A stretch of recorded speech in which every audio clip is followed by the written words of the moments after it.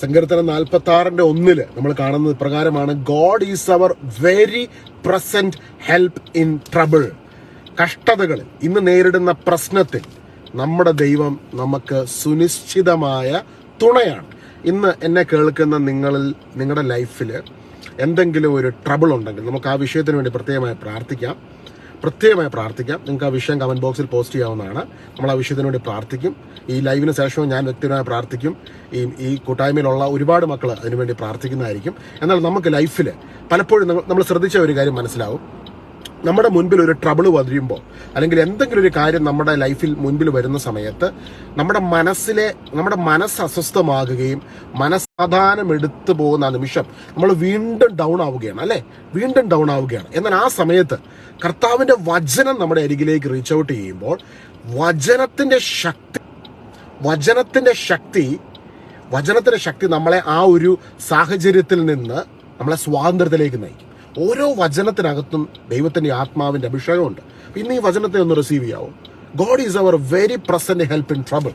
നമ്മൾ കടന്നു പോകുന്ന, നേരിടുന്ന ഓരോ ട്രബിളിലും ദൈവം നമുക്ക് സഹായകനായി കൂടെയുണ്ട്. ഞാനൊരു ഡ്രൈവിലാണ്, യാത്രയിലാണ്. എൻ്റെ കൂടെ പോരുക. ഇടയ്ക്ക് നെറ്റ് കണക്ഷൻ പോയി കഴിഞ്ഞാൽ ഞാൻ വീണ്ടും തിരികെ വന്ന് ലൈവ് തുടങ്ങിക്കോളാം.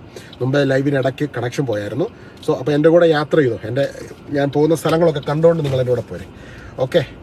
അപ്പോൾ ദൈവത്തിന്റെ ആത്മാവിന്റെ ശക്തി, ഓരോ വചനത്തിന്റെ ഉള്ളിലും ദൈവത്തിന്റെ ആത്മാവിന്റെ ശക്തിയുണ്ട്. നമ്മൾ പ്രാർത്ഥിക്കുന്ന, ഇന്ന് സങ്കീർത്തനം 46 1 വാക്യം, God is our very present help in trouble.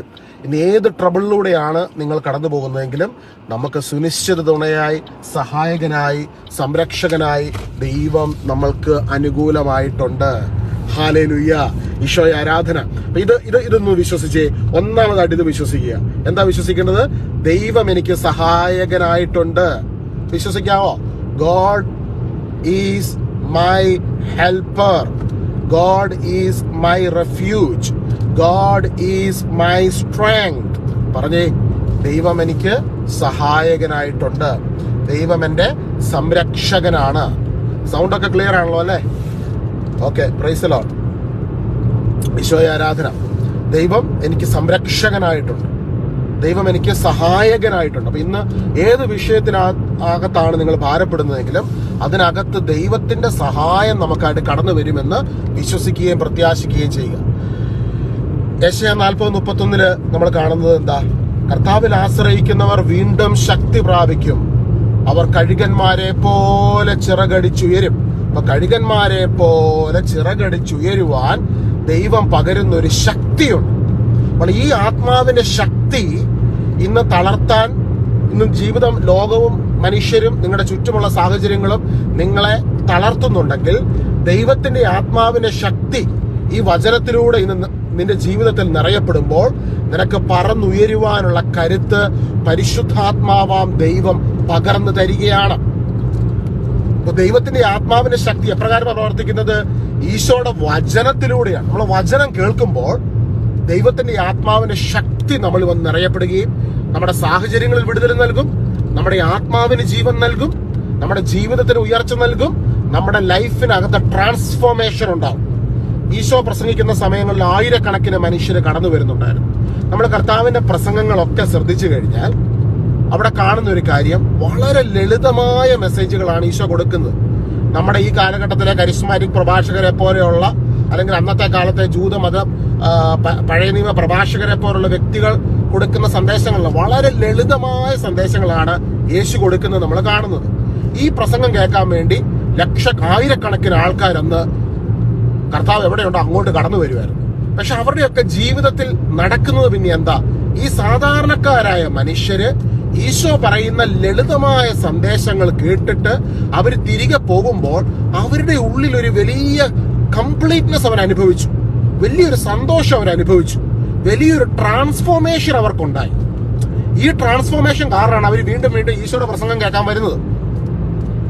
അത് ജൂതന്മാർക്ക് ഇഷ്ടപ്പെട്ടില്ല, അന്നത്തെ കാലത്തെ മതപുരോഹിതർക്ക് ഇഷ്ടപ്പെട്ടില്ല. അവര് പറഞ്ഞു, ഞങ്ങള് തലകുത്തി മറിഞ്ഞ് ഇവര് പാപികളാണ്, ബന്ധിതരാണ്, ഇവരതാണ് ഇതാണെന്ന് പറഞ്ഞിട്ടും നേരെയാകാത്ത മനുഷ്യര് യേശു പറയുന്ന ഈ സിമ്പിൾ ആയിട്ടുള്ള സന്ദേശങ്ങൾ കേട്ടിട്ട് അവരുടെ ജീവിതത്തിൽ മാനസാന്തരം വരുന്നു. ഹല്ലേലൂയ. ഇതെങ്ങനെയാണ് സംഭവിക്കുന്നത്? അപ്പോൾ ഇതെങ്ങനെയാണ് സംഭവിക്കുക, ഇതെന്ത് മാജിക്കാണ് എന്ന് അവർ ചോദിക്കുമ്പോൾ ഈശോ അവരെ നോക്കി പറയാം, നിങ്ങൾ വെള്ളയടിച്ച കുഴിമാടങ്ങളാണ്, നിങ്ങൾ ആത്മാവിന്റെ പ്രവർത്തനത്തെ നിങ്ങൾക്ക് മനസ്സിലാകുന്നില്ല. അപ്പോൾ എന്താണ് ഈ ആത്മാവിന്റെ പ്രവർത്തനം? ഈശോയുടെ സന്ദേശം നമ്മൾ കേൾക്കുമ്പോൾ ഡയറക്റ്റ് ആയിട്ട് ദൈവത്തിന്റെ ആത്മാവിന്റെ ശക്തി കേട്ടിരിക്കുന്ന ഒരു വ്യക്തിയുടെ ആത്മാവിലേക്ക് തുളച്ചു കയറുകയാണ്. ഈ ദൈവാത്മാവിന്റെ ശക്തിയിലൂടെ നീ പോലും അറിയാതെ നിന്റെ ജീവിതത്തിൽ ദൈവത്തിന്റെ അപരിമേയമായ കൃപയിലൂടെ അത്ഭുതങ്ങൾ നടക്കുകയാണ്. ഇതാണ് ഈശോയുടെ ശുശ്രൂഷയിൽ സംഭവിക്കുന്ന ഒരു കാര്യം. അപ്പസ്തലന്മാരുടെ ശുശ്രൂഷയിൽ ഇതായിരുന്നു സംഭവിച്ചത്. ഇന്നും ഈശോ ആഗ്രഹിക്കുന്നത്, ഇന്ന് ഈ 2024 മാർച്ച് മാസം 20 ഈശോ ഇതുപോലെ നിന്റെയും എന്റെയും ജീവിതത്തിൽ അത്ഭുതം പ്രവർത്തിക്കുവാൻ കർത്താവ് ആഗ്രഹിക്കുന്നു. ഹല്ലേലൂയ. ഈശോയെ ആരാധന. നമ്മളെ മാർത്താടെ മറിയത്തിനെ കാര്യം പറഞ്ഞുകൊണ്ടിരിക്കുവായിരുന്നു കഴിഞ്ഞ ലൈവിൽ. അതിന്റെ ഇടയ്ക്കാണ് കണക്ഷൻ പോയി കട്ട് ഓഫ് ആയത്. അപ്പോൾ മാർത്താടെ മറിയത്തിന്റെ വീട്ടിൽ ഈശോ വന്നപ്പോൾ മാർത്ത വ്യഗ്രചിത്തയായിരുന്നു. അവൾ ഇങ്ങനെ ഓടി നടക്കുമായിരുന്നു. മറിയമോ കർത്താവിന്റെ വചനം കേട്ട് കർത്താവിന്റെ പാദത്തിനരികിൽ ആ വചനം കേട്ടുകൊണ്ട്, ആ വചനങ്ങൾ കേട്ടുകൊണ്ട് കർത്താവിന്റെ സന്നിധിയിൽ പാദത്തിനരികിലിരുന്നു. അല്ലെ, പാദത്തിനരികിലിരുന്നു. അപ്പോൾ ഈശോ പറയുന്നുണ്ട്, മറിയം ശ്രേഷ്ഠമായത് തെരഞ്ഞെടുത്തു. നല്ല ഭാഗം മറിയമാണ് തെരഞ്ഞെടുത്തത്, അത് അവളിൽ നിന്ന് എടുക്കപ്പെടുകയും. സങ്കീർത്തനം 91 നമ്മൾ കാണുന്നുണ്ട്, അത്യുന്നതന്റെ സംരക്ഷണത്തിൽ വസിക്കുന്നവനും സർവശക്തന്റെ തണലിൽ കഴിയുന്നവനും. അത്യുന്നതന്റെ സംരക്ഷണത്തിൽ വസിക്കുന്നവൻ, സർവശക്തന്റെ തണലിൽ കഴിയുന്നവൻ. ആരാണ് സർവശക്തന്റെ തണലിൽ കഴിയുന്നത്? ഇന്ന് ഈശോയോടുകൂടെ, ഈശോയിൽ വിശ്വസിക്കുന്ന ഓരോ വ്യക്തിയും സ്വർഗത്തിൽ ഇരിക്കുകയാണെന്ന് എഫെസോസ് 2-ാം അധ്യായത്തിലും കൊളോസോസ് 2-ാം അധ്യായത്തിലും പൗലോസ്ലീഹ പറയുന്നുണ്ട്. പൗലോസ്ലീഹായിലൂടെ പരിശുദ്ധാത്മാവ് നൽകിയൊരു സന്ദേശമാണ് ഈശോയിൽ വിശ്വസിക്കുന്ന, അന്ന് എഫെസോസിലും കൊളോസോസിലുമുള്ള വളരെ സാധാരണക്കാരായ മനുഷ്യരെ നോക്കി പറയുകയാണ്. അവർക്ക് ഒരുപാട് സംശയങ്ങൾ പൗലോസ്ലീഹയോട് ചോദിച്ചു. പൗലോസ്ലീഹായെ, ഞങ്ങളുടെ ലൈഫിൽ കുറെ പ്രശ്നങ്ങളും ഒക്കെയുണ്ട്, നമ്മളെപ്പോലെ സാധാരണക്കാരായിരുന്നു. അന്നത്തെ കാലത്തുള്ള വളരെ സാധാരണ രീതി ജീവിക്കുന്ന, ജോലി ചെയ്യുന്ന വർക്കിംഗ് ക്ലാസ് മനുഷ്യരാണ് 95 അല്ല 98% ഈശോയിലേക്ക് വന്ന പല വിഭാഗത്തിൽപ്പെട്ട ആൾക്കാർ. അതിൽ 2% കുറച്ച് ചെറിയ പെർസെന്റേജ് ഉണ്ടായിരുന്നുള്ളൂ ജൂയിഷ് ആയിട്ടുള്ള ആൾക്കാർ. അപ്പോൾ ഈ ഒരു വലിയ സമൂഹത്തോട് ഏത് സാധാരണക്കാരനെ മനസ്സിലാകുന്ന രീതിയിൽ പൗലോസ്ലീഹ ഒരു സത്യം പറഞ്ഞു കൊടുക്കുവാണ്. എഫെസോസ് ലേഖനത്തിന്റെ 2-ാം അധ്യായത്തിന്റെ 4 മുതലുള്ള വാക്യങ്ങളിൽ പൗലോസ്ലീഹ പറയാ, കരുണാസമ്പന്നനായ ദൈവം നമ്മോട് വലിയൊരു കരുണ കാണിച്ചു. അതുകൊണ്ടാണ് ഈശോ മിശിഹ നമുക്ക് വേണ്ടി മരിച്ചപ്പോൾ ആ ഈശോയോട് കൂടെ ഇന്ന് ഈശോയിൽ വിശ്വസിക്കുന്ന നീയും ഞാനും മരിച്ചു. ആ ഈശോയോട് കൂടെ നമ്മൾ ഉയർപ്പിക്കപ്പെട്ടു. ആ ഈശോയോട് കൂടെ ഇന്ന് നമ്മൾ സ്വർഗത്തിൽ ഇരിക്കുന്നുണ്ട്. അപ്പൊ നിങ്ങൾ കാണേണ്ടത്, ഈ ഭൂമിയിൽ ഒരു പ്രയാസത്തെ നേരിടുമ്പോൾ നിങ്ങൾക്ക് ഈശോയിലുള്ള ഒരു ഹയർ പിക്ചറിനെ നിങ്ങൾ കാണണം. ആ ഹയർ പിക്ചറിനെ നിങ്ങൾ കാണുമ്പോൾ അത്യുന്നതന്റെ സംരക്ഷണത്തിന്റെ ഉള്ളിലാണ് നിങ്ങൾ ആയിരിക്കുന്നത് എന്ന് വിശ്വസിച്ചുകൊണ്ട് നിങ്ങൾ പ്രാർത്ഥിക്കുമ്പോൾ ആ സംരക്ഷണ സ്ഥലത്ത്, അതായത് കർത്താവിന്റെ സ്വർഗത്തിന്റെ മഹത്വം നിങ്ങളായിരിക്കുന്ന സാഹചര്യങ്ങളിലേക്ക് വെളിപ്പെടും. ഹല്ലേലൂയ. ഈശോയെ ആരാധന. കർത്താവായിരിക്കുന്ന സ്വർഗത്തിന്റെ മഹത്വം ഈ ഭൂമിയിൽ വെളിപ്പെടും. അത് ഭൂമിയിൽ വെളിപ്പെടുമ്പോൾ അവിടെ അത്ഭുതങ്ങൾ സംഭവിക്കും, അടയാളങ്ങൾ സംഭവിക്കും, വീര്യപ്രവർത്തികൾ സംഭവിക്കും. ദൈവികമായ മഹത്വം നമ്മുടെ ജീവിതത്തിലെ ഓരോ സാഹചര്യങ്ങളിലേക്കും ഇറങ്ങി നിൽക്കുവാൻ ഇടയായിത്തീരും. വിശ്വസിക്കുന്നുണ്ടോ? വിശ്വസിക്കുന്നുണ്ടോ? അത്ഭുതങ്ങളെ കാണുവാൻ നമ്മൾ ആഗ്രഹിക്കുന്നെങ്കിൽ ഇന്ന് കണ്ണുകൾ അടച്ച് ഈ ഒരു യാഥാർത്ഥ്യത്തെ നമ്മൾ തിരിച്ചറിയും. എഫെസോസിലും കൊളോസോസിലുമുള്ള സാധാരണ മനുഷ്യർക്ക് നമുക്കുള്ളതുപോലെ, കേരളത്തിലുള്ളതുപോലെ 120 ധ്യാന കേന്ദ്രങ്ങൾ ഇല്ലായിരുന്നു. നമുക്കുള്ളതുപോലെ പള്ളിയും സൗകര്യങ്ങളും ഇല്ലായിരുന്നു. അവർക്കാകപ്പാടെ ഉണ്ടായിരുന്നത് വിശ്വാസം മാത്രമായിരുന്നു.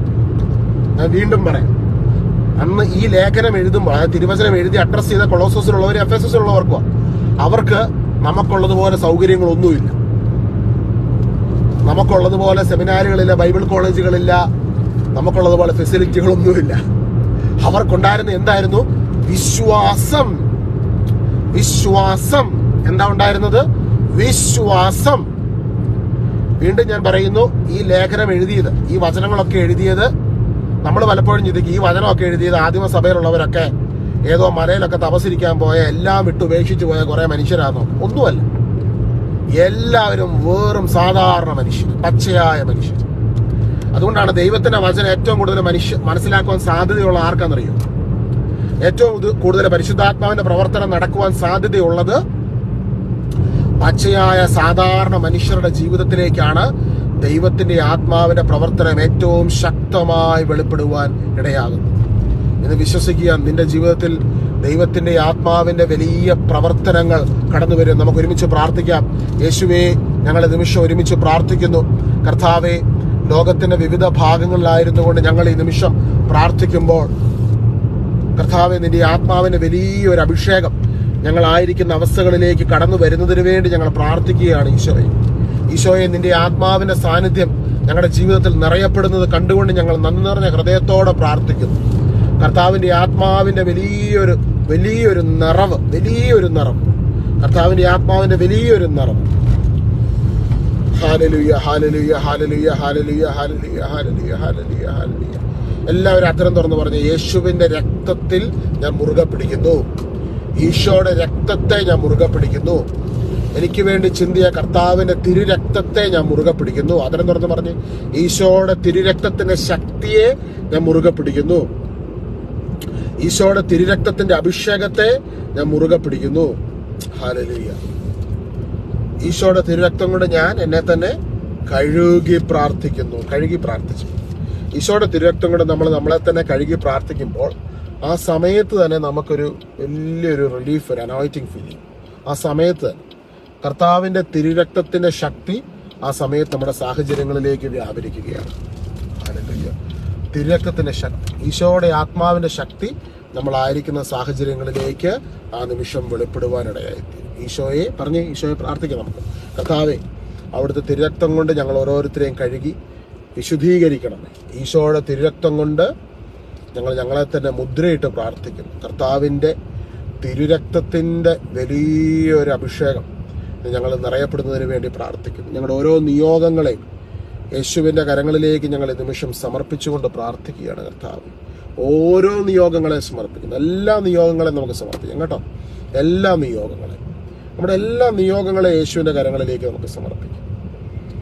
എല്ലാ നിയോഗങ്ങളെ സമർപ്പിക്കും. ഓരോ നിയോഗങ്ങളിലേക്കും ദൈവത്തിന്റെ മഹത്വം എന്ന് വെളിപ്പെടട്ടെ. ഓരോ നിയോഗങ്ങളിലേക്കും ദൈവത്തിന്റെ കരുണ എന്ന് വ്യാപരിക്കട്ടെ. ദൈവത്തിന്റെ ശക്തി ഇന്ന് ഇറങ്ങി നിൽക്കുവാനിടയായി തീരട്ടെ. കർത്താവിന്റെ കരുണ, അതായത് ദൈവത്തിന്റെ കരുണ എന്നുള്ളത് ആകാശവും ഭൂമിയും പോലെ വ്യത്യാസമാണ്. അതുപോലെ ദൈവം നമ്മളിലേക്ക് കരുണ ചൊരിയുന്നുണ്ട്.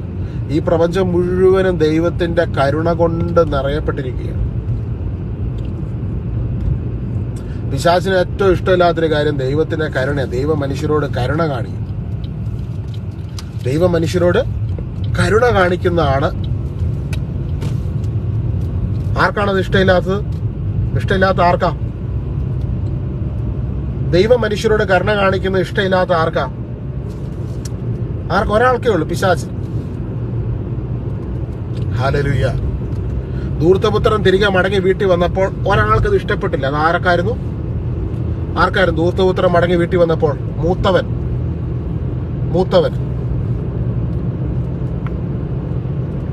ഞാൻ ഇത്രയും നാളും നിന്റെ കൂടെ ഉണ്ടായിരുന്നല്ലോ, എന്നിട്ടും സ്വത്ത് ദൂർത്തടിച്ചവന് നീ വീണ്ടും അവനെ സ്വീകരിക്കുന്നു, സെലിബ്രേറ്റ് ചെയ്യുന്നു. ഇത് പലർക്കും ഉള്ളൊരു പ്രശ്നമായിരുന്നു. ദൈവം മനുഷ്യരോട് കരുണ കാണിക്കും. പക്ഷെ അവിടെ ഒരു ട്വിസ്റ്റ് ഉണ്ട്. എന്നാന്നറിയോ? ഈ മനുഷ്യൻ, അതായത് ഈ മൂത്തവൻ എന്ന് പറയുന്ന ഈശോ പറഞ്ഞ ഉപമയില് ആ അപ്പൻ സ്വത്ത് ഭാഗം ചെയ്തു എന്ന് അവിടെ വ്യക്തമായിട്ട് പറയുന്നുണ്ട്. ഭാഗം ചെയ്യുക എന്ന് പറഞ്ഞു കഴിഞ്ഞാൽ ഇളയവനും കൊടുത്തു, മൂത്തവനും കൊടുക്കാനുള്ളതൊക്കെ കൊടുത്തു. ജൂത സംസ്കാരത്തില് അപ്പൻ ജീവിച്ചിരിക്കുമ്പോഴത്തേക്കും മക്കള് വീതം ചോദിക്കുന്ന വളരെ റെയറായിട്ടുള്ളൊരു കാര്യം. അങ്ങനെ സംഭവിച്ചു കഴിഞ്ഞാൽ അതിനർത്ഥം ആ അപ്പനെ പുറകിൽ നിന്ന് കുത്തി കൊല്ലുന്നതിന് തുല്യമാണ്. അപ്പോൾ അതുപോലെ വേദന സഹിച്ച ഒരു അപ്പനാണ്. പക്ഷെ ഈ അപ്പന്റെ മക്കൾക്കുള്ള 2 പേർക്കുള്ള പ്രശ്നം എന്താണെന്നറിയോ? ആ അപ്പന്റെ ഹൃദയത്തെ മനസ്സിലാകുന്നില്ല. ഇതാണ് പ്രശ്നം. ഇന്ന് ക്രൈസ്തവ ഗോളത്തിൽ 2 തരത്തിലുള്ള ആൾക്കാരെ നമുക്ക് കാണാം. ഒന്ന്, കർത്താവിന്റെ കരുണയെ പ്രഘോഷിക്കുന്നവരുണ്ട്. അതുപോലെ തന്നെ വേറൊരു തരത്തിലുള്ള ആൾക്കാരുണ്ട്, കർത്താവ് കരുണ കാണിക്കുന്നതിനെ ചോദ്യം ചെയ്യുന്ന ആൾക്കാർ. പലപ്പോഴും നമ്മൾ കാണാറുണ്ട് അല്ലെ. ചിലപ്പോൾ ചില കമന്റുകളിലൊക്കെ ആൾക്കാർ വന്ന് പറയും, ദൈവം ഇങ്ങനെ കരുണ കാണിക്കുന്ന എന്തിനാ, ദൈവം ആ പാപിയോട് എന്തിനാ ഇത്ര കരുണ കാണിക്കുന്നത്, അതിന് ഉൾക്കൊള്ളാൻ പറ്റുന്നില്ല. അതൊരിക്കലും ഉൾക്കൊള്ളാൻ പറ്റത്തില്ല. ചില പ്രഭാഷകർക്ക് ഉൾക്കൊള്ളാൻ പറ്റുന്നത് മനുഷ്യന് ഉൾക്കൊള്ളാൻ പറ്റത്തില്ലെന്ന് ദൈവത്തിന്റെ കരുണ. That's A truth. അത് സത്യമായ ഒരു കാര്യമാണ്. ഈ ഭൂമിയിലുള്ള ഒരു പ്രഭാഷകന് ഉൾക്കൊള്ളാൻ പറ്റത്തില്ല ദൈവത്തിന് മനുഷ്യരോടുള്ള കരുണ. അങ്ങനെയുള്ള ഒരാൾ ഈ ഭൂമിയിൽ ഇല്ല. അത് ദൈവമാണ്. ദൈവം മനുഷ്യരോട് ചൊരിയുന്ന കരുണയാണ്. അതിനെ ചോദ്യം ചെയ്യുവാൻ ഒരിക്കലും ഒരിക്കലും ഒരിക്കലും എപ്പോഴെങ്കിലും ഓർത്തോ, ലോകത്ത് ഏതെങ്കിലും കരിസ്മാറ്റിക് പ്രഭാഷകനാകട്ടെ, വചന പ്രഘോഷകനാകട്ടെ, ഏതെങ്കിലും കാലഘട്ടത്തിൽ എപ്പോഴെങ്കിലും ദൈവത്തിന്റെ കരുണയെ ചോദ്യം ചെയ്യുന്ന ഒരു സന്ദേശം നാവിൽ നിന്ന് വന്നിട്ടുണ്ടോ, പിന്നെ ആ വ്യക്തിക്ക് നിൽക്കാൻ മേലാത്ത പ്രശ്നങ്ങളായിരിക്കും ജീവിതത്തിൽ. അതിന്റെ കാരണം എന്നറിയാവോ? ആൾ ഡയറക്റ്റ്ലി യുദ്ധത്തിനിറങ്ങുന്നത് പിതാവാൻ ദൈവത്തിനെതിരെയാണ്. അതുകൊണ്ട് ദൈവത്തിന്റെ കരുണയാണ് പരിശുദ്ധ കുർബാന. അസാധാരണമായ ദൈവത്തിന്റെ കരുണ. ആ അസാധാരണമായ ദൈവത്തിന്റെ കരുണ സഹോദരങ്ങളെ, ഈ ഭൂമിയിലുള്ള എല്ലാ മനുഷ്യർക്കും അത് അവൈലബിൾ ആണ്. ഈ പ്രപഞ്ചത്തിലുള്ള സകല മനുഷ്യർക്കും ദൈവത്തിന്റെ കരുണ അവൈലബിൾ ആണ്. നിനക്ക് അവൈലബിൾ ആണ്, എനിക്ക് അവൈലബിൾ ആണ്. അപ്പോൾ ഈ കരുണയുടെ അഭിഷേകം ഒരു വ്യക്തിയിൽ നിറയപ്പെടുമ്പോൾ ആ അഭിഷേകമാണ് ആ വ്യക്തിയെ യഥാർത്ഥ ട്രാൻസ്ഫോർമേഷനിലേക്ക് എത്തിക്കുന്നത്. ഒരു വ്യക്തിയെ യഥാർത്ഥ മാനസാന്തരത്തിലേക്ക് എത്തിക്കുന്ന എന്താ? ഒരു വ്യക്തി എടുക്കുന്ന തീരുമാനവും ആ തീരുമാനത്തിലേക്ക് പരിശുദ്ധാത്മാവിന്റെ അഭിഷേകം കടന്നു വരുമ്പോൾ, ധൂർത്തപുത്രൻ തിരികെ മടങ്ങി പോകുവാൻ തീരുമാനമെടുത്തു. ഇന്ന് എന്നെ കേൾക്കുന്ന നിങ്ങളുടെ ജീവിതത്തിൽ വലിയ വിടുതലുകൾ ഇന്ന് രാത്രി നടക്കും. ഈ മെസ്സേജ് നിങ്ങൾ ശ്രദ്ധയോടെ കേൾക്കണമേ. ധൂർത്തപുത്രൻ തിരികെ മടങ്ങി പോകുവാൻ തീരുമാനമെടുത്തപ്പോൾ ധൂർത്തപുത്രന്റെ അന്നത്തെ സാഹചര്യം എന്തായിരുന്നു? ഒരു യഹൂദനെ സംബന്ധിച്ചിടത്തോളം ഒരിക്കലും പന്നിയെ തൊടത്തുപോലുമില്ല, പന്നിയെ ഭക്ഷിക്കത്തില്ല. പന്നിയുടെ വിസർജ്യമെടുത്ത് വളമായിട്ട് മാത്രം ഉപയോഗിക്കുന്ന ജൂതന്മാര്, അങ്ങനെയുള്ള ഒരു യഹൂദനായ ഒരു യുവാവ് ആ പന്നി കഴിക്കുന്ന ഭക്ഷണ സാധനങ്ങൾ കഴിച്ച് തകർന്ന് തരിപ്പണമായി നിൽക്കുന്ന സമയത്ത് ആ മനുഷ്യൻ ചിന്തിക്കുകയാണ്, എന്റെ പിതാവിന്റെ വീട്ടിൽ ഒരുപാട് ജോലിക്കാരുണ്ട്, അവരിതിലും നല്ല ഭക്ഷണമല്ലേ കഴിക്കുന്നത്. ഞാൻ എന്റെ പിതാവിന്റെ അരികിൽ മടങ്ങിപ്പോയാൽ അറ്റ്ലീസ്റ്റ് എന്നെ ഒരു സേവകനായിട്ടെങ്കിലും എടുക്കും. അപ്പോഴും പിതാവിന്റെ ഹൃദയത്തിന്റെ യഥാർത്ഥ പിക്ചർ പുള്ളിക്ക് പിടികിട്ടിയിട്ടില്ല. ഞാൻ പറഞ്ഞു വരുന്ന കാര്യം നിങ്ങൾക്ക് മനസ്സിലാവുന്നുണ്ടോ? മൂത്തവനും അറിയാൻ മേല, ഇളയവനും അറിയാൻ മേല. രണ്ട് മക്കൾക്കും അപ്പന്റെ ഹൃദയത്തിന്റെ ആ ഒരു സ്നേഹവും കരുണയും അപ്പന്റെ മനസ്സും എന്താന്ന് വായിച്ചെടുക്കാൻ പറ്റിയിട്ടില്ല. ഇന്ന് ലോകത്ത് ക്രൈസ്തവ കോളത്തിൽ തമ്മിലടി നടക്കുന്നുണ്ടെങ്കിൽ അതിന്റെ ഒരു പ്രധാന കാരണം എന്താ? കത്തോലിക്കകത്ത് ഏത് വിഭാഗത്തിൽപ്പെട്ടവനും, യാക്കോബായിക്കും ഓർത്തഡോക്സിനും പെന്തക്കോസ്റ്റിനും പ്രൊട്ടസ്റ്റന്റിനും ഈ അപ്പന്റെ മനസ്സ് വായിച്ചെടുക്കാൻ പറ്റിയില്ല. This is the reason. ഈ അപ്പന്റെ മനസ്സറിയുന്നവൻ പിന്നെ തമ്മിൽ തല്ലാൻ പോകത്തില്ല. കണ്ണുനീരോട് ആ കാലെ കെട്ടിപ്പിടിച്ച് കിടക്കത്തേ ഉള്ളൂ. അന്ന് തീരും അവന്റെ വിഭാഗീയത. അപ്പൊ ഇന്ന് തിരിച്ചറിഞ്ഞോളൂ, ഇന്ന് ലോകത്ത് ആരെങ്കിലും വിഭാഗീയത പറയുന്നുണ്ടെങ്കിൽ അവൻ ഒരാളെ പിടികിട്ടിയിട്ടില്ല. സ്വർഗത്തെയും ഭൂമിയെ സൃഷ്ടിച്ച ദൈവത്തെ. ഹല്ലേലൂയ. ഇത് കേൾക്കുമ്പോൾ മനസ്സിന് അസ്വസ്ഥത ഉണ്ടാകുന്നുണ്ടെങ്കിൽ ഇടുക്കങ്ങൾ പൊട്ടുവാൻ ഞാൻ ഈശോയോട് പ്രാർത്ഥിക്കുകയാണ്. സഹോദരങ്ങളെ, യഥാർത്ഥത്തിൽ ഈശോനെ നമ്മൾ തിരിച്ചറിയുമ്പോൾ ഉണ്ടല്ലോ, യഥാർത്ഥത്തിൽ ഈശോയുടെ സ്നേഹം നമ്മൾ മനസ്സിലാകുമ്പോഴുണ്ടല്ലോ, നമ്മുടെ മനസ്സിൽ നിന്ന് വിഭാഗീയതകളുടെ എല്ലാ കണികകളും പൊട്ടിത്തകരുകയാണ്. അന്ന് ഈ മൂത്തപുത്രനും ഇളയപുത്രനും രണ്ടുപേർക്കും അപ്പനെ പിടികിട്ടിയില്ല. ഇളയപുത്രൻ തീരുമാനമെടുത്തു. അപ്പന്റെ അരികിലോട് ചെന്ന് കഴിയുമ്പോൾ 2-3 കാര്യങ്ങളൊക്കെ അപ്പനോട് പറയണം. അപ്പാ, ഞാൻ നിനക്കെതിരെ പാപം ചെയ്തു, സ്വർഗത്തിനെതിരെ പാപം ചെയ്തു, ഇനി നിന്റെ മകനെന്ന് വിളിക്കപ്പെടുവാൻ എനിക്ക് യോഗ്യതയില്ല എന്നൊക്കെ പറഞ്ഞ് ആള് പ്രിപ്പയർ ചെയ്ത് അങ്ങ് ചെല്ലുക. ഈ മകൻ വിദൂരത്തുനിന്ന് വരുന്നത് കണ്ടപ്പോഴേ അപ്പൻ എന്നാ ചെയ്യുന്നേ? അപ്പൻ എല്ലാ കൺട്രോളും വിട്ട് അപ്പൻ ഓടിച്ചെന്ന് ഈ മകനെ ചേറ്റുകുഴിയിൽ കിടന്ന, ചെളിക്കുണ്ടത്തിൽ കിടന്ന, ഒന്നോർത്ത് നോക്കി, നമ്മളൊരു ചാണകക്കുഴിയിൽ കിടക്കുന്ന പോലെ പന്നിക്കുഴിയിൽ കിടന്ന ഒരു മനുഷ്യനെ ഈ അപ്പൻ കെട്ടിപ്പിടിച്ച്, ചില ബൈബിൾ ട്രാൻസ്ലേഷൻ നമ്മൾ കാണുന്ന നിർത്താതെ ചുംബിച്ചെന്ന. ലോകത്തിൽ ആരങ്ങനെ ചെയ്യും? ഈ ലോകത്തിൽ ഇങ്ങനെ ഒരു പിതാവില്ല. അതുകൊണ്ട് യേശു പിതാവാൻ ദൈവത്തെ കുറിച്ചാണ് പറയുന്നത്. അപ്പൊ ദൈവം ഇതുപോലെ ഈ വ്യക്തിയുടെ കരുണ കാണിക്കുന്ന കണ്ടപ്പോൾ മൂത്തപുത്രന് ദേഷ്യമായി. പക്ഷെ മൂത്തപുത്രനും അത്ര വലിയ നല്ല പുള്ളിയൊന്നും അല്ല. അതാണ് അവിടുത്തെ കാര്യം. അവനും കിട്ടേണ്ടതൊക്കെ കിട്ടിയിട്ടുണ്ടായിരുന്നു. പക്ഷേ ഈ അപ്പന്റെ ഹൃദയം മനസ്സിലാക്കാൻ പറ്റുന്നില്ല. ഈ അപ്പന്റെ ഹൃദയം മനസ്സിലാക്കി കഴിയുമ്പോൾ അപ്പനപ്പം പറയുന്നുണ്ട്, നീ എന്റെ കൂടെ ഉണ്ടായിരുന്നവനല്ലേ, നിനക്കും മനസ്സിലാകുന്നില്ലേ? പലർക്കും മനസ്സിലാകുന്നില്ല. ഇന്ന് സഹോദരങ്ങളെ, ഈശോയുടെ ഹൃദയം നമ്മൾ മനസ്സിലാകുമ്പോൾ, പിതാവായ ദൈവത്തിന്റെ ഹൃദയം നമ്മൾ മനസ്സിലാകുമ്പോൾ, ഈശോ ഇത് ജൂതന്മാരോട് പറയുമ്പോൾ, അന്നത്തെ കാലഘട്ടത്തിൽ ജൂതന്മാരും അന്നുള്ള സമരിയക്കാരും പല ആൾക്കാരുമായിട്ട് പല ഇഷ്യൂസ് നിൽക്കുന്ന ഒരു സമയമാണ്. ഈശോ പറയാ, ഞാൻ പിതാവാണ്, എല്ലാവരുടെയും പിതാവ്, അധ്വാനിക്കുന്നവരും ഭാരം ചുമക്കുന്നവരുമേ, നിങ്ങൾ ഏത് ബാക്ക്ഗ്രൗണ്ടിൽപ്പെട്ടവരാകട്ടെ, നിങ്ങൾ എന്റെ അടുക്കൽ വരിക, ഞാൻ നിങ്ങൾക്കൊരു ആശ്വാസം തരാം, എന്റെ ആത്മാവിന്റെ ശക്തിയെ നിങ്ങൾക്ക് തരാം. ഇന്നലെ ഈശോ പറഞ്ഞത് യോഹന്നാൻ 7:32, ആർക്കെങ്കിലും ദാഹിക്കുന്നെങ്കിൽ അവൻ എന്റെ അടുക്കൽ വന്ന് കുടിക്കട്ടെ. അപ്പൊ ധൂർത്തപുത്രൻ തിരികെ മടങ്ങി വന്നപ്പോൾ അപ്പന്റെ യഥാർത്ഥ ഹൃദയം മനസ്സും ആ മനുഷ്യന് മനസ്സിലായി കഴിഞ്ഞപ്പോ ഉണ്ടല്ലോ, ആ മനുഷ്യൻ യഥാർത്ഥത്തിൽ അപ്പന്റെ സ്നേഹത്തിന്റെ തണലിനുള്ളിലേക്ക്, അപ്പനെ ഇത്രമാത്രം സ്നേഹിക്കുന്നു, ഇത്രമാത്രം മനസ്സിലാകുന്നു, എന്നെ ഇത്രമാത്രം കരുതുന്ന അപ്പന്റെ കരങ്ങൾ ഞാൻ എന്നെ തന്നെ സമർപ്പിക്കുന്നു എന്ന് പറഞ്ഞ ആ മകൻ അവന്റെ എല്ലാം അങ്ങ് സമർപ്പിക്കുക. ആ സമർപ്പിക്കുന്ന സമയത്ത് അപ്പന്റെ മുഴുവൻ അവന്റേതായി മാറുകയാണ്. ഇന്ന് ഈ മെസ്സേജ് നിങ്ങൾ കേൾക്കുമ്പോൾ ഈശോയുടെ സാന്നിധ്യം നിങ്ങളുടെ ആത്മാവിൽ വന്ന് നിറയപ്പെടുമ്പോൾ, ഈശോയെ ഇന്ന് മുതൽ നീയാണ് എന്റെ എല്ലാം എന്ന് പറയുന്ന സമയത്തുണ്ടല്ലോ, ദൈവത്തിന്റെ ആത്മാവിന്റെ ശക്തി നമ്മളെ വന്നങ്ങ് ടേക്ക് ഓവർ ചെയ്യും. പരിശുദ്ധാത്മാവ് നമ്മളെ ടേക്ക് ഓവർ ചെയ്യും. ഞാൻ പറയുന്നത് വളരെ ശ്രദ്ധിച്ചു കേൾക്കണം.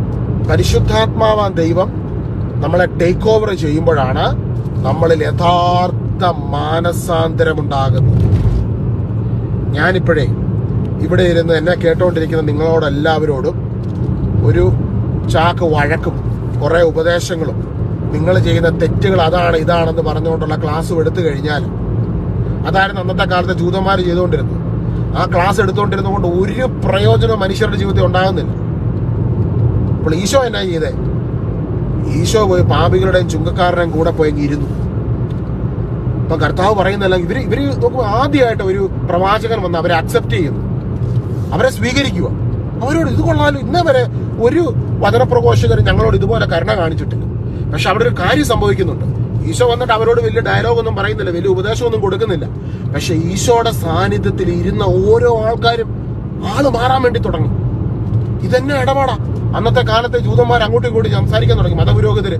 ഇതെങ്ങനെ ഇത് സംഭവിക്കുന്നേ? യേശുവിന്റെ വാക്കുകൾ കേട്ടോണ്ടിരിക്കുന്ന ആൾക്കാർ മുഴുവൻ മാറുവാണല്ലോ. നമ്മൾ മഹാഭാവികളാ, കൊടിയ ബന്ധനത്തിന് കീഴിലാന്ന് പറഞ്ഞ ആൾക്കാരെല്ലാം ഇന്ന് ദേണ്ട വലിയ മാനസാന്തരത്തിലേക്ക് കടന്നു വരും. സഹോദരങ്ങളെ, ഇന്ന് 2024 ഇത് സംഭവിക്കും. യേശു ആരാന്ന് വ്യക്തമായും കൃത്യമായും യേശുവിന്റെ ഹൃദയം പ്രസംഗിച്ചു കഴിഞ്ഞാൽ ഉണ്ടല്ലോ, ഇത് കേട്ടോണ്ടിരിക്കുന്ന ഏത് കഠിന പാതിയെയും കർത്താവ് മാനസാന്തരപ്പെടുത്തിയെടുക്കും. ഇതാ യേശു പറഞ്ഞത്.